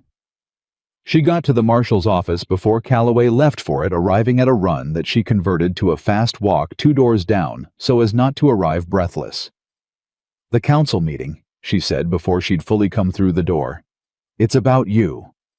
Calloway looked up from his desk. Ardent, who was there again, straightened. "Aldrich called it," she said. "He's going after your judgment, your authority. He's going to argue that you've compromised the investigation by—" She stopped. She made herself say it plainly because that was always better than circling it. "By having a relationship with a primary witness." The silence was brief and specific. "He means you're staying here," Calloway said. "Yes." "And he's going to frame that as impropriety." "Yes." Calloway set down his pen. His expression had not changed, that steadiness of his, that absolute refusal to be knocked sideways by incoming, but she could see something working behind it. Something cold and precise being assembled. "He's trying to remove you from the case," Ardent said. "If he can get the council to petition the territorial marshal's office, argue that the lead investigator has a conflict of interest. The case gets delayed," Calloway finished. "The hearing gets moved. Hatch's attorney gets the continuance he's been asking for." "And the families wait longer," Clara said. "And in the meantime, more pressure gets applied, more witnesses get frightened, more documentation gets moved." She looked at Calloway. "He's not wrong politically. He's not wrong about how this looks. He's just wrong about what it is." Calloway looked at her steadily for a moment. "What it is," he said, "is a man providing shelter to a witness who had nowhere to go. That is what it is. I'm willing to say so in front of the council." "That may not be enough," Ardent said. "Aldrich will push the impropriety angle regardless of the facts. He needs the cloud over the testimony, not an actual conviction of wrongdoing." "Then I need to not be staying here anymore," Clara said. Both men looked at her. If I'm at the house, Aldrich has his argument. If I'm somewhere else, somewhere public, somewhere that removes even the appearance of the thing he's trying to suggest, She thought fast. May Dugan. She has a spare room. She's already a witness herself. If I'm boarding with May Aldrich, loses the social angle. Calloway's jaw moved slightly. Clara. It's the right move, she said. You know it is. He looked at her. She looked back. The room was very quiet. It doesn't change the testimony, she said. It doesn't change the case. It just removes the weapon he's trying to use. Another silence. Longer this time. I'll talk to May, he said finally. I already know what she'll say, Clara said. I'll pack this afternoon. She was packed and at May's by 3 o'clock. The move was practical and correct, and she had made it with her eyes open, and she told herself firmly that the hollow feeling it left in the center of her chest was simply the loss of a situation she'd become accustomed to, and not anything more complicated than that. She told herself this several times. May showed her to the spare room and said nothing about why she'd needed it, which was another form of May's particular grace. The council meeting had happened while Clara was packing. Ardent told her about it that evening briefly and directly. Aldrich had made his case. The council had listened, and Calloway had walked in at the end and said in front of every member that Miss Clara Whitmore had moved to appropriate lodgings that morning, and that any suggestion of impropriety in the investigation was factually incorrect and would be treated as interference with the territorial marshal's inquiry. The council had gone quiet. Aldrich had pushed, and Calloway had looked at him across the table and said with the particular measured precision of a man who knows exactly how much weight his words carry. Commissioner Aldrich, I want to be very clear. Every action I take in this investigation is on record. Every action you have taken in relation to this investigation is also on record. I would encourage you to consider carefully which of us has more reason to want that record examined. Aldrich had said nothing else. Clara, hearing this from Ardent, felt something settle in her chest that was partly relief and partly something else, a warmth for this man and his absolute refusal to be less than he was, that she was finding increasingly difficult to categorize as purely professional. The twist came on Wednesday. It came in the form of a man named Porter Gill, who walked into the marshal's office at 9 in the morning and asked for Deputy Marshal Calloway, and when Calloway came out, handed him a sealed letter from the territorial marshal's office in Prescott. Clara was not in the office. She was at May's working through her written account of the Aldrich transactions when May came in from town at 10:30 with the look of a woman carrying news she hadn't sorted out what to do with yet. What? Clara said. Someone's been talking to the territorial marshal's office, May said. Over Calloway's head. Clara went still. Aldrich. Not Aldrich. May sat down. Judge Harlan Morse, the judge assigned to hear the case. The name arrived like cold water. Morse is one of the judges Calloway mentioned, Clara said slowly. One of Hatch's arrangements. He was, May said. He's removed himself from the case this morning. Voluntary recusal, he claims a conflict of interest he didn't previously disclose. He's protecting himself, Clara said. He's stepping back before the evidence gets to where his name appears. That's what I'd call it, May said. But the recusal means the case gets reassigned, new judge, out of Santa Fe. That could take 2 weeks minimum, maybe 3. 3 more weeks. 3 more weeks for Aldrich to work his angles for frightened witnesses to reconsider for the weight of a town's social pressure to wear down the people Clara had spent Sunday afternoon shoring up. 3 more weeks for Hatch's attorney to move to delay, to chip at the edges of a case that was solid but not yet closed. Clara sat with this for 30 seconds. Then she picked up her pen and kept writing. May watched her. You're not going to stop. 3 weeks is 3 weeks, Clara said. It's also time to build things stronger. She kept writing. I need every name in that ledger cross-referenced with every piece of physical evidence Calloway has. I need to know exactly which of Aldrich's moves we can cut off before he makes them. She looked up. And I need to talk to Frank Beale. About what? About the fact that Tom Whitfield and his brother and every other affected landowner now has 3 more weeks to get organized, Clara said. And organized landowners are harder to ignore than frightened ones. She was at Calloway's office by noon. He was already working the same problem from his angle, the new judge's timeline. The implications of Morse's recusal, the possibility that Morse's sudden conscience was itself a strategic move designed to look cooperative while buying time. He looked up when she came in, and she could see the mourning on him. "Morse," she said. "Morse," he confirmed. "He's on the ledger. Page 12, quarterly payments 1884 through 1886. They stopped in 86, which is probably when he started getting nervous and asked Hatch to clean up his entry." His jaw was tight. The entry's still there. Hatch wasn't the kind of man to give up leverage. So Morse recused himself to create distance before the ledger becomes public record, Clara said. He's going to claim he had no recent involvement, that any prior arrangement was a private business matter, that the recusal itself proves his good faith. That's exactly what he's going to claim, Calloway said. And without a direct witness to any transaction between Morse and Hatch, the ledger entry alone may not be sufficient for criminal charges against him specifically. Clara crossed to the desk. She put her hands flat on the surface and looked at him directly. "I heard Morse's name," she said. "Once, in the back of the Golden Spur. I told you that in the first testimony session." "You heard it once, you said. In passing. I heard it clearly. I was collecting glasses from the back table when Hatch was ending a meeting with Rourke. Rourke said, and I can give you his exact words, 'Morse wants the quarterly increased. He says the risk has gone up.' And Hatch said, 'Tell Harlan he'll get what he earns, same as always.' Then they both went quiet, because they heard me." She held Calloway's gaze. "I kept my face entirely neutral and took my glasses and left. I have never told anyone that until this moment." The room was very still. "You've been holding that," he said. "I've been holding it until it was the right time to use it," she said. "It's the right time." He looked at her for a long moment. Then he picked up his pen. "Tell me every word, exactly as you remember them."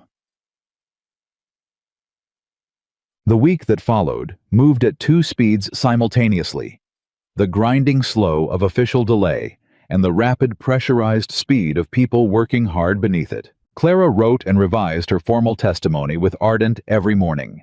She visited 2 more families in the afternoons.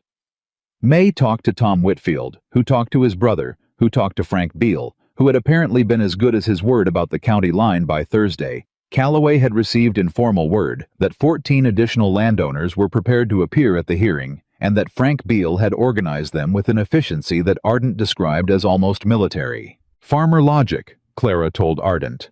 "When your land is threatened, you move fast and you move together. It's the same instinct." On Friday, Calloway came to May's in the evening to review the week's developments.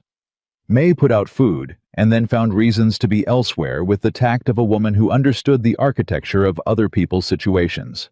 They sat at May's kitchen table, which was different from Calloway's kitchen table, and Clara felt the difference.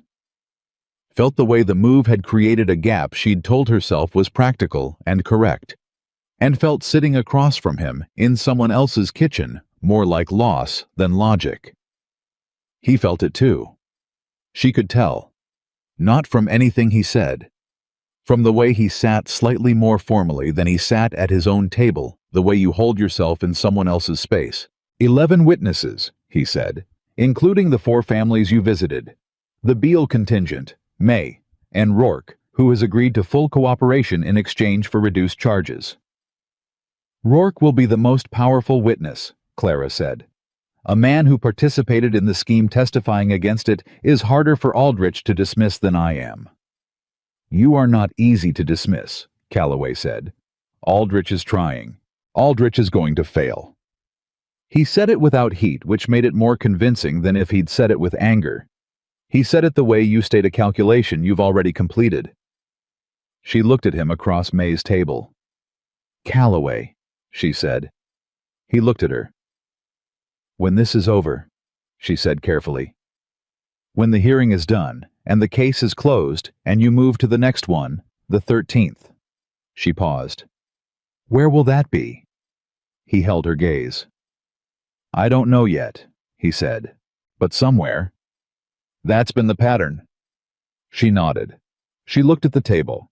She had started this conversation because she needed to understand the shape of what she was allowing herself to feel, and she had already understood it well enough that she wasn't certain she needed to finish asking. "Clara?" His voice. She looked up. "I said that's been the pattern," he said. "I didn't say it was fixed." The silence after that was enormous. It was the silence of two people looking at something neither of them had named yet, standing at the edge of it, feeling the pull. She did not look away. He did not look away. And then May's back door opened, and May came in with a load of folded laundry, and the moment folded itself up and placed itself carefully to the side, where it remained present and patient, waiting. The attack came on Saturday morning. Not 3 riders this time. Something worse than that. Clara was walking from May's to the Mercantile at 8 o'clock, moving through the main street as she always did. Head-level pace, steady route, varied as Calloway had asked. She was thinking about the new judge's timeline about Arden's update the previous day, about the specific wording of the Morse testimony she'd given on Thursday. She heard it before she fully processed it. A woman's voice, loud, deliberate. "There she is, the saloon girl who got the marshal wrapped around her finger." Clara stopped walking. She turned. It was Margaret Aldrich, the commissioner's wife, standing outside the millinery with 2 other women. Women Clara recognized, women whose husbands she had served at the Golden Spur for 3 years.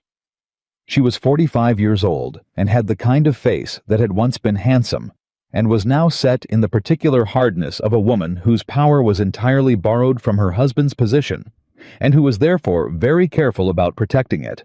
"That's not a conversation I'm interested in having, Mrs. Aldrich," Clara said. Her voice was level. She kept it level. "I'm not asking if you're interested." Margaret Aldrich stepped forward. She was in full public view in the middle of Red Hollow's main street on a Saturday morning when the town was out and moving. This was not an accident. "I'm telling you that decent women in this town know what you are and what you're doing. Hiding behind a federal badge doesn't change where you came from."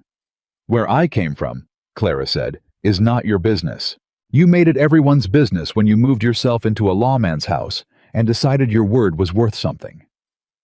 The woman's voice was carrying, and it was meant to carry, and people were stopping on the boardwalk, pulling up the way crowds do when they sense spectacle. "Your word is worth exactly what it's always been worth. Nothing." Clara stood in the middle of the street. She had 2 choices. She had always had exactly 2 choices in situations like this: retreat or hold. She had retreated before. She had retreated from more dangerous things than Margaret Aldrich on a Saturday morning. Retreat was sometimes the right call, the practical call, the call that lived to fight again.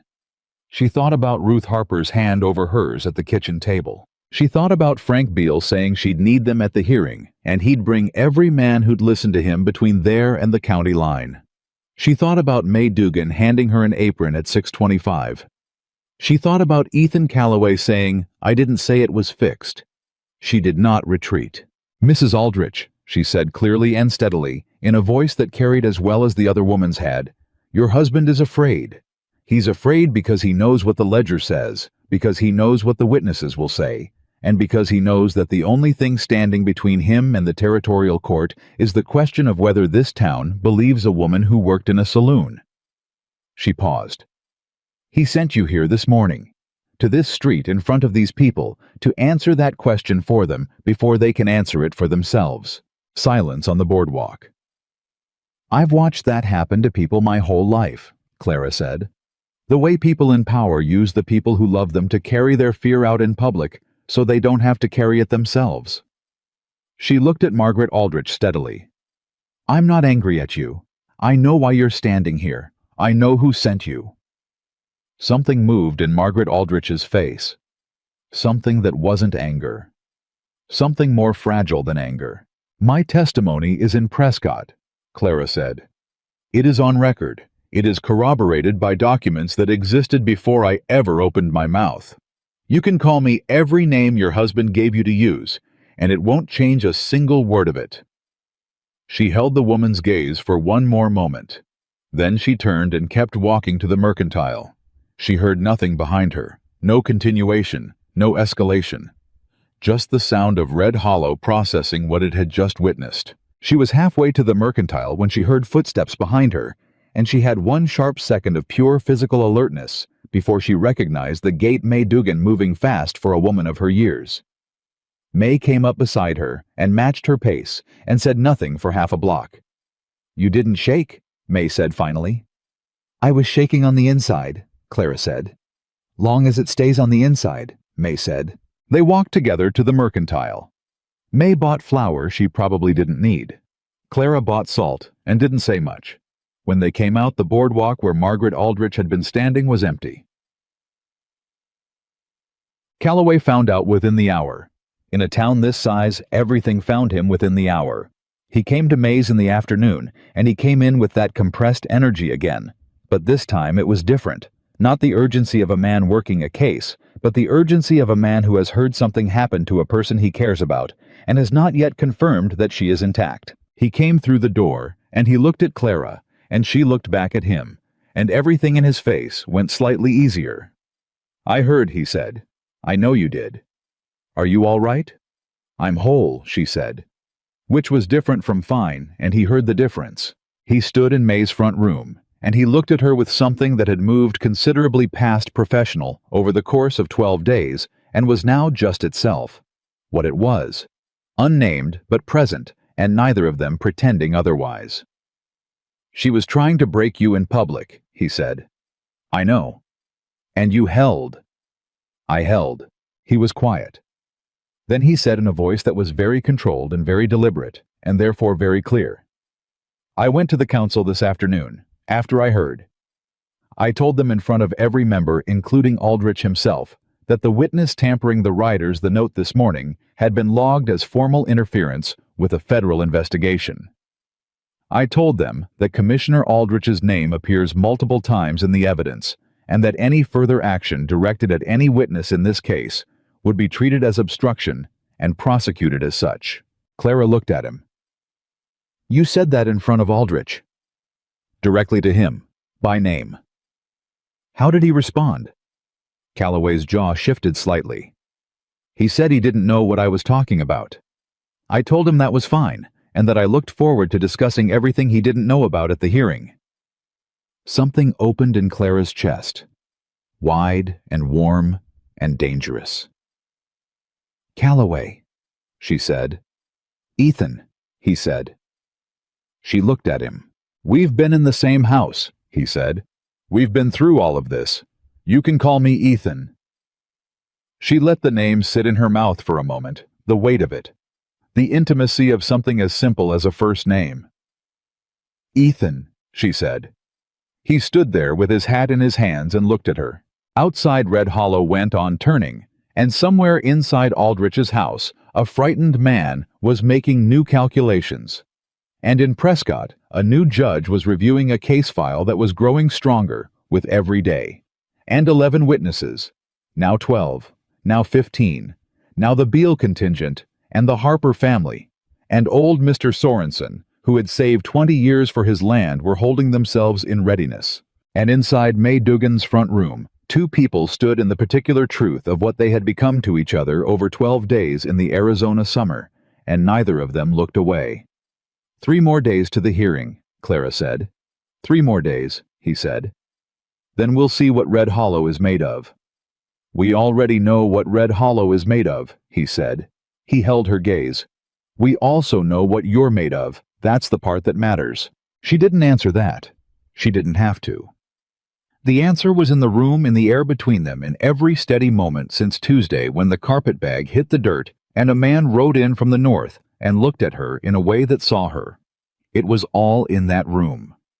And Red Hollow had 3 more days to decide what it was going to do about it. The 3 days before the hearing did not pass quietly. Nothing in Red Hollow passed quietly anymore. Not since Calloway had stood in front of the town council and said Aldrich's name out loud, with the full weight of a federal investigation behind it, not since Clara had stood in the middle of the main street and held Margaret Aldrich's gaze until the other woman had nothing left to say. The town had shifted on its axis, the way towns do.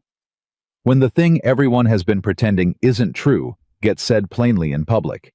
And now it was moving and moving, things make noise. On the first of the 3 days, Arthur Rourke's attorney sent a letter to Ardent confirming his client's full cooperation and providing 3 additional names that had not appeared in Calloway's investigation before. One of them was a clerk in the Territorial Land Records office in Prescott, who had been altering the master survey records, not just the local copies, the master records for 6 years. The scope of the fraud expanded again, the way it kept expanding every time they thought they had its full shape, like something that had grown in the dark much longer than anyone had realized. Calloway told Clara that evening. She was at May's writing because she was always writing now. The physical act of putting the testimony on paper had become a kind of discipline, a way of holding the case together in her own mind, of making sure nothing slipped through the gaps her memory had preserved, but that memory alone couldn't prove. "The Prescott clerk," she said. "What's his name? Aldous Kern." She looked up. Kern. She was reaching back, pulling something from 3 years of accumulated detail. There was a letter. On Hatch's desk I saw it once open, not meaning to see it. It was signed with the initial K, and it referenced a correction to survey coordinates on a parcel in the North Valley. She put her pen down. I didn't know what I was reading at the time. I thought it was ordinary business correspondence. Calloway looked at her steadily. "The North Valley parcel is Lot 41. It's one of the 53 fraudulent transactions. The survey was filed under Dean's forged name, but the coordinates were wrong. The original filing put the boundary line across a creek that didn't match the physical land. Someone corrected it afterward, quietly, without creating a new survey record. Kern corrected it," Clara said, "to make it look legitimate, to make it look like an innocent clerical correction rather than evidence of tampering." He was on his feet now, moving the way he moved, when something was connecting that he'd been reaching for. "If you saw that letter, I can't prove what it said," she said quickly, because she understood the legal architecture of this. "I saw it for 10 seconds. I wasn't supposed to see it. I can't produce it. But I can describe it accurately enough that when Kern's records are examined, an investigator who knows what they're looking for will find the trail." "The signature," Calloway said. "You said it was signed with a K. Stylized. The K had a particular loop on the lower stroke, the kind of habit people don't know they have." She picked up her pen and sketched it on the edge of her paper, handed it to him. He looked at it. His expression shifted. He crossed to the desk and pulled out a folder. Inside it was a Land Office Form Standard Issue filed by Kern's office. He turned it so she could see the signature at the bottom. The loop on the lower stroke of the K was identical. The room was very still. "That's him," Clara said. "That's him," Calloway confirmed. She looked at the matching signatures and felt the case settle into its final shape, the way a load-bearing wall settles when everything around it has found its proper place. It was solid. It was complete. Every thread they had pulled had led somewhere, and every somewhere had led to the next, and now the whole terrible architecture of what Hatch had built was visible from foundation to roof. "We have everything," she said. "We have everything," he said. "Then the hearing is going to go the way it needs to go." He looked at her across May's kitchen table. "Yes," he said. "It is." On the second day, the new judge arrived. His name was Samuel Carver, and he came up from Santa Fe on the early stage, and he was 60 years old, and built like a man who had been hearing difficult things for decades, and had developed the particular density of character that comes from refusing to be moved by anything except evidence. He had a gray beard and steady eyes, and he shook Calloway's hand with the directness of a man who had read the case file on the road and formed his preliminary opinion already. Clara was not at the meeting between Carver and Calloway. She was at the marshal's office waiting room, and she knew the judge had arrived because Ardent came out and told her, and she knew the preliminary meeting had gone well because of how Ardent's face looked when he came back out 40 minutes later. "He wants to speak with you," Ardent said. She went in. Judge Carver looked at her the way she had learned over 12 days to recognize as the look of a man taking an accurate reading, not judging in the social sense, but assessing in the professional sense, measuring what she was against, what the case needed. "Miss Whitmore," he said, "I've read your formal testimony. I have several questions." "Yes, sir," she said. She sat down across from him and she put her hands on the table, and she was as steady as she had ever been in her life. He asked her questions for 90 minutes. He asked about the private ledger, about Rourke, about Aldrich, about the letter with the case signature, about the boot heel water stain on the ledger's cover, about the specific words she'd heard in the back office when Hatch was speaking to Rourke about Morse. He asked everything Ardent had asked and several things nobody had asked yet, and every question was a test, and every answer she gave him was the truth, and she did not drift. When he was done, he looked at her for a moment. "You've retained a considerable amount of specific detail," he said, "over a considerable period of time." "I do," she said. "Why?" She looked at him directly. "Because I grew up understanding that the people with power in any room were not going to look after my interests. So I paid attention to theirs, in case I ever needed it."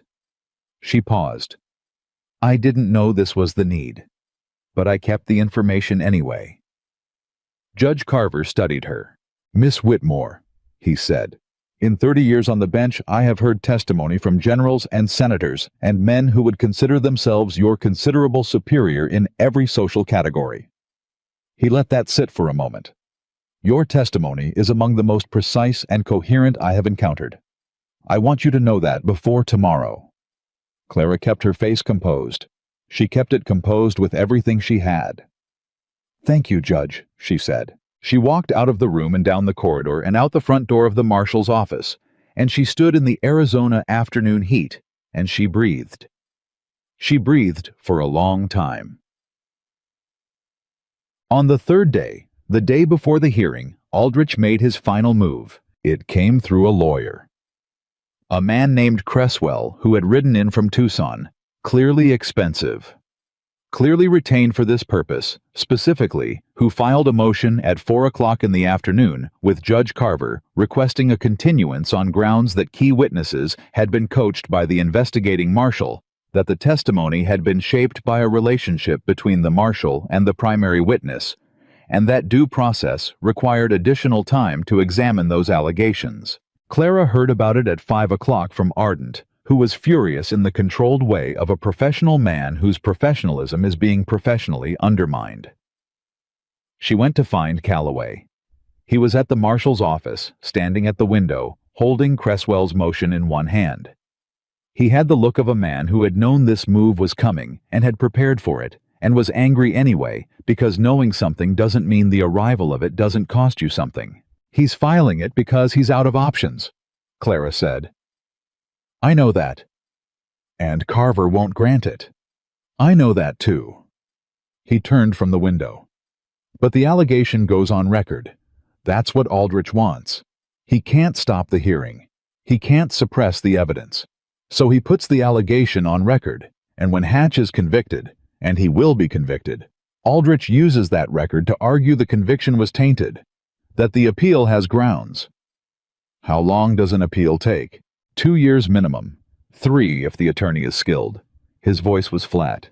"And in the meantime, the fraudulent deeds remain in limbo. The families can't sell, can't borrow against, can't fully settle their claims." Clara stood in the middle of the marshal's office and thought. The families, the Harpers, the Dunleavys, Mr. Sorensen, Frank Beale and his brothers. 2 years of their land held in limbo by an appeal built on an allegation about her and Calloway that was strategically constructed and fundamentally dishonest. She thought about that for 30 seconds. Then she said, "I need to speak with Judge Carver." Calloway looked at her. "About what?" "About removing the allegation's foundation," she said. "Aldrich's motion argues that my testimony was shaped by a relationship with the investigating marshal. If I address that directly in front of Carver on record before the hearing, the allegation has no surface to attach to." "Clara, you don't have to." "What is it that you actually think I'm worried about saying?" she asked him. He stopped. She looked at him steadily. "I've been honest about everything else. I'm not going to hide from this one because it's harder than the others." She held his gaze. "Let me talk to Carver." He looked at her for a long moment.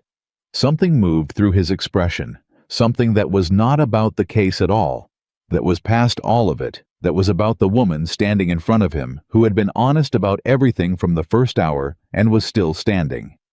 "I'll arrange it," he said. Chapter 1. She sat down with Judge Carver at 6:30 that evening. Alone, Calloway was not in the room because that was the point. "Your Honor," she said, "I want to address the Cresswell motion directly and on record." Carver had his pen ready. "Go ahead, Miss Whitmore. I have been staying at Deputy Marshal Calloway's house. That is accurate. I moved from that arrangement to May Duggan's boarding room several days ago, also accurate. The circumstance of the original lodging was this. I was dismissed from my employment without pay. When the Golden Spur was closed, I was denied employment by multiple Red Hollow businesses in the days following, and I had 2 weeks of funds remaining. Deputy Marshal Calloway offered a spare room on practical grounds, and I accepted it on practical grounds. Nothing occurred in that house that influenced my testimony in any direction." She met the judge's eyes. "My testimony is accurate not because of Marshal Calloway, but despite everything in Red Hollow that has tried to make it otherwise," Carver wrote. He wrote for a while. "The motion also alleges," he said carefully, "that the relationship between yourself and the deputy marshal has an improper character." Clara did not look away. "Deputy Marshal Calloway is a man of complete integrity," she said. "What exists between us personally is nothing I am ashamed of and nothing that has compromised a single word of my testimony. I respect him. He respects me. In Red Hollow, Arizona territory in 1887, that is apparently sufficient to constitute a scandal." She paused. "It is not sufficient to constitute a legal problem." Carver looked at her over his pen. "No," he said. "It is not." He wrote something at the bottom of the page, signed it, and set the pen down. "I'll deny the continuance motion in the morning," he said. "The hearing begins at 10 o'clock. "Thank you, Judge." She walked out. She told herself not to feel the weight of what she'd just said out loud. What exists between us personally told herself it was a legal statement, a practical statement, a thing that needed to be said on record for the sake of the families and the deeds and the hearing. She told herself that. She mostly believed it. The morning of the hearing, Red Hollow turned out. Clara had not expected the numbers. She had hoped for 12 witnesses, had planned for 15 with the Beale contingent. What arrived at the territorial court, a room attached to the courthouse with a cracked front step that she had walked past 100 times, was closer to 40 people. 40 people from Red Hollow and the surrounding county. Homesteaders and ranchers and farmers and their wives. People who had built things on land that someone had tried to steal from them, who had come to say so publicly in front of a judge from Santa Fe, who had no connection to Gerald Hatch's arrangement. Frank Beale was in the second row with all 3 of his brothers. Tom Whitfield and his brother were there. The Harpers. James in his good coat, Ruth with her hands folded steady. Mr. Sorensen in his Sunday clothes, 80 years old and upright. May Duggan near the back present, and deliberate the way she was present at everything that mattered. Clara sat at the front table with Ardent. She did not look for Calloway immediately. She arranged her papers, and she breathed, and she held herself the way she had always held herself when the thing that needed doing was hard. Then she looked. He was standing at the side of the room, not at the table the case was Ardent's to present, and Calloway had understood without being told that his presence at the primary table would be the thing Cresswell would lean on.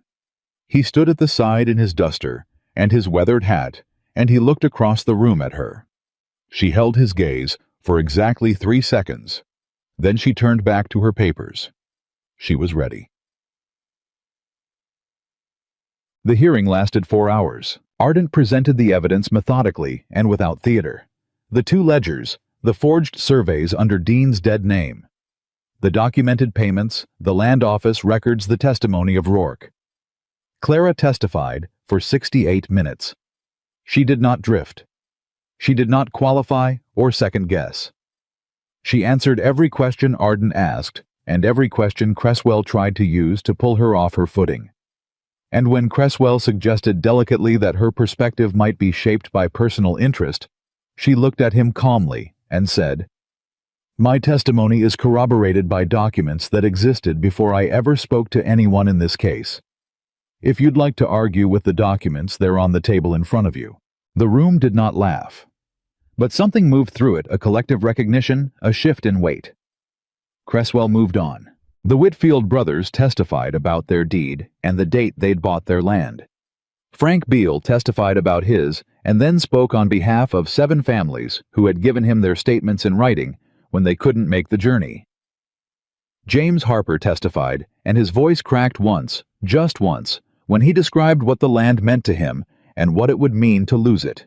He got through it. Ruth Harper put her hand on his arm when he sat back down. The twist came at 3 hours and 12 minutes into the hearing, and it came in a form nobody had predicted. Cresswell stood up and asked to make a statement on behalf of his client. Carver allowed it.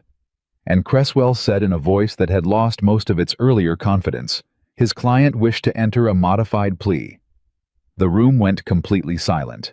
Gerald Hatch, brought in from Prescott in custody and seated at the defendant's table in a suit that had been pressed wrong, looked across the courtroom at the 40 people who had come to testify against him at the ledger, open on the evidence table at Clara Whitmore, sitting straight-backed and unbroken in the witness chair. And he entered a plea of guilty to 22 of the 36 charges, not all of them. Hatch's attorney had negotiated. But 22 charges, including the core land fraud, counts the bribery of county officials, and the falsification of public records. Cresswell had made the calculation that 40 witnesses and an unchallenged ledger were more than a conviction.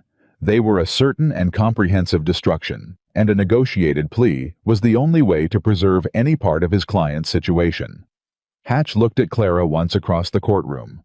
Just once. She looked back. She did not look away first. Judge Carver sentenced Gerald Hatch to 16 years in territorial prison. Commissioner Aldrich was arrested in the courthouse hallway by Calloway himself 3 minutes after the sentence was read. The warrant had been prepared that morning. Aldrich went pale and then red and said something about his position, his family, his years of service. And Calloway listened to all of it with complete patience and then said, "You have the right to an attorney commissioner. I'd suggest you use it and put him in custody without another word." Rourke received 3 years with the possibility of reduced sentence for his cooperation. Aldous Kern in Prescott was taken into custody the same afternoon by deputy marshals acting on the warrant Calloway had filed the previous day. Judge Harlan Morse, the recused judge, was formally referred for investigation on the same afternoon. He would not escape the ledger. Nobody named in it would. It was done. Clara sat in the courthouse room for a while after it emptied. Not because she couldn't move, because she needed a moment, a private moment between herself and the fact of what had happened, what they had built from a carpetbag hitting the dirt, and a man riding in from the north, and 3 years of watching everything that nobody thought she was watching. 53 fraudulent land transactions. 26 families, eventually all 53. When the Prescott records were fully investigated, who would receive clean title to their land? A scheme that had been running since 1882, fed by corruption at every level, from the local sheriff to the territorial judiciary, dismantled in 4 hours in a room with a cracked front step. She thought about Ruth Harper's hand over hers. She thought about May Dugan handing her an apron. She thought about Frank Beale shaking her hand and saying, "Reckon that's considerable." She thought about a night in a spare room looking at mountains she'd never seen from that angle before, deciding that was not nothing. She was still sitting there when Calloway came back in. He came in quietly, the way he always came in, and he sat down in the chair across from her, which was what he always did. And for a while, neither of them said anything. That was fine. They had never needed to fill silence with noise. "It's done," she said finally. "It's done," he confirmed. Aldrich. In custody. Ardent's processing the paperwork. The families. Ardent will start the title reissuance process next week. It'll take time to work through all 53, but the legal foundation is clean now. Nobody loses their land." She nodded. She looked at the empty room around them. The chairs pushed back, the evidence table still set up, the light coming in through the single window at an angle that said it was late afternoon. "Carver offered me a commendation," Calloway said. She looked at him. "In the official case report," he said, "for the conduct of the investigation, for the standard of evidence built." He paused. "I told him if the commendation was accurate, it should name the witness who built the core of the case." She looked at him for a moment. "You didn't do that." "I did." "Calloway. Ethan. Ethan." She said it, and felt the same thing she'd felt the first time, that particular weight and warmth. "You didn't have to do that." "I've never done anything in my life," he said, "because I had to." The room was very quiet. She looked at him across the table in the empty courthouse. This man who had ridden in from the north on a Tuesday afternoon and looked at her without appetite or dismissal, who had offered a spare room because it seemed like the right thing, who had said her name like it had always belonged in his mouth, who had stood in front of the town council and said Aldrich's name out loud, and said she was worth standing beside. "What happens now?" she said. He held her gaze. "Ardent closes out the paperwork. I file the final case report to Prescott. The investigation is officially concluded." He paused. "And then I'm free." "Free," she said. "No case, no next station yet." He put his hat on the table. "For the first time in 6 years, I have nothing that tells me where to go next." The silence stretched between them, full and careful, and entirely intentional. "I've been thinking," he said, "about the land on the north side, past the house. There's a parcel about a mile up that's been empty since I've been here. Good ground. Higher elevation, catches the morning air before the heat comes in." He looked at the table for a moment, then back at her. "I've been thinking, a man could build something there. If he had a reason." Clara did not look away. "That's a considerable statement," she said. "I've been told I don't waste words." She looked at him for a long time. She looked at the man who had seen her accurately from the first moment, who had asked what her plans were, and accepted the honest answer, who had sat across from her at a kitchen table, and let the silence be what it was, without filling it with things that weren't true. She thought about the carpet bag in the dirt. She thought about New Mexico and Missouri and the Kentucky farm. She thought about every back door she had gone out of, and every main street she had walked through, with her head level, and her pace steady, and her jaw set, and her hands full of nothing but herself. She thought about what it felt like to stand in a doorway with a rifle in her hands, and feel for the first time in a very long time, like she was exactly where she was supposed to be. "I'm not a woman," she said carefully, "who needs someone to build a life for her." "I know that," he said. "I'm not proposing to build one for you. I'm saying I'd like to build one next to you. If you're willing to build at all." She was quiet. "I haven't stayed anywhere in a long time," she said. "Neither have I." "I don't know how to do this easily," she said. "I don't know how to be easy about it." "I'm not asking for easy," he said. "I'm asking for real." The word real arrived in the room and settled there, and it was the rightest word she had heard in longer than she could remember. Not perfect, not promised. Not the sugar-coated version that life kept offering and then taking back. Real, solid, built on actual ground. She thought about 3 cups on a shelf. "You bought 3 cups," she said, "because they came that way at the mercantile." He looked at her. "No," he said. He had said it before. He said it again now, and this time neither of them pretended it was about cups. "Then," she said, and her voice was steadier than she expected it to be, "I suppose I'd like to see the north parcel." Something moved in his face, that near smile she had been watching build toward a real one for 15 days, and this time it arrived fully, entirely, without reservation. It was a good smile.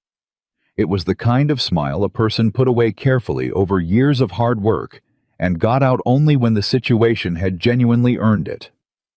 "Tomorrow morning," he said. 6:30? 6, she said.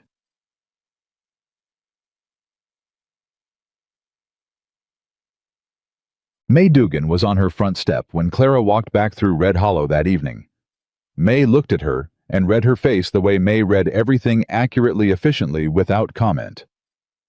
"Well," May said. "Well," Clara said.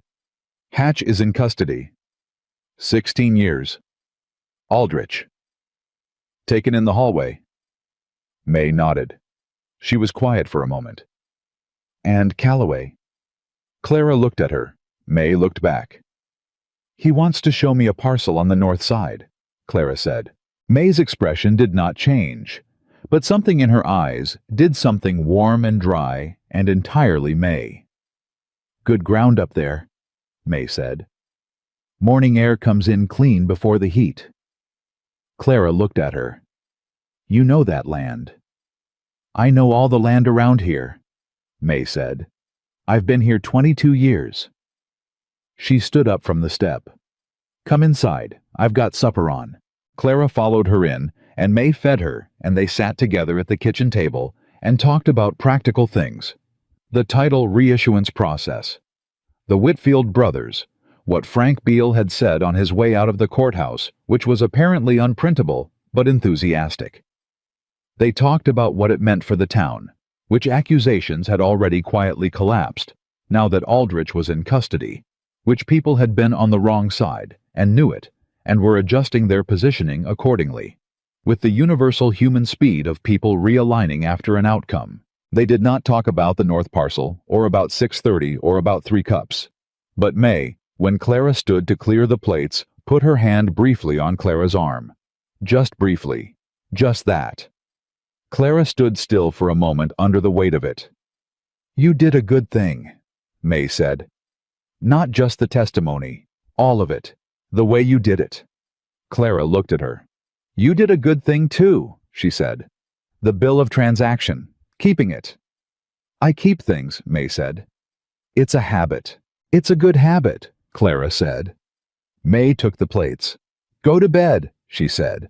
"You've got a 6 o'clock to keep." She went to bed.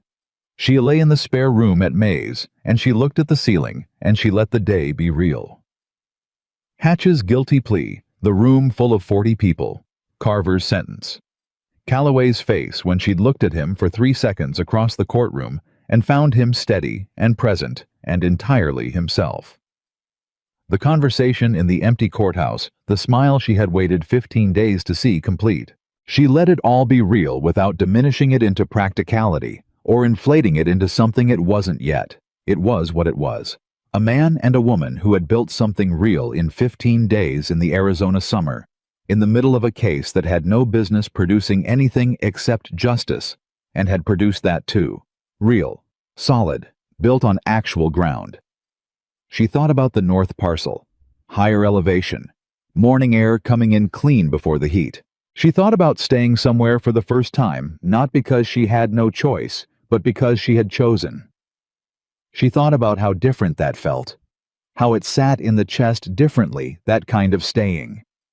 Heavy in a good way, weighted the way things are weighted when they matter. Outside Red Hollow was quiet. The courthouse was empty now. The evidence table cleared, the chairs pushed back. Gerald Hatch was on his way to a territorial prison cell, where he would stay for 16 years. The families who had come from the surrounding county were going home to their land, their actual land, their clean, deeded, legitimately owned land, and some of them wouldn't fully understand until the reissuance papers arrived what had been given back to them. And Clara Whitmore was lying in a borrowed room in a town that had closed every door on her 15 days ago, and tomorrow morning she was going to walk north with a man who had never once looked at her like she was furniture, and she was going to look at a piece of ground that caught the morning air before the heat came in. She was going to look at it and see what she thought. That was enough. That was everything.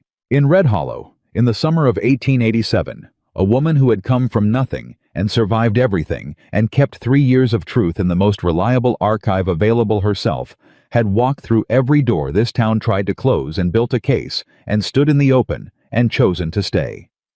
Not because she had nowhere left to go, but because she had finally found somewhere worth going to.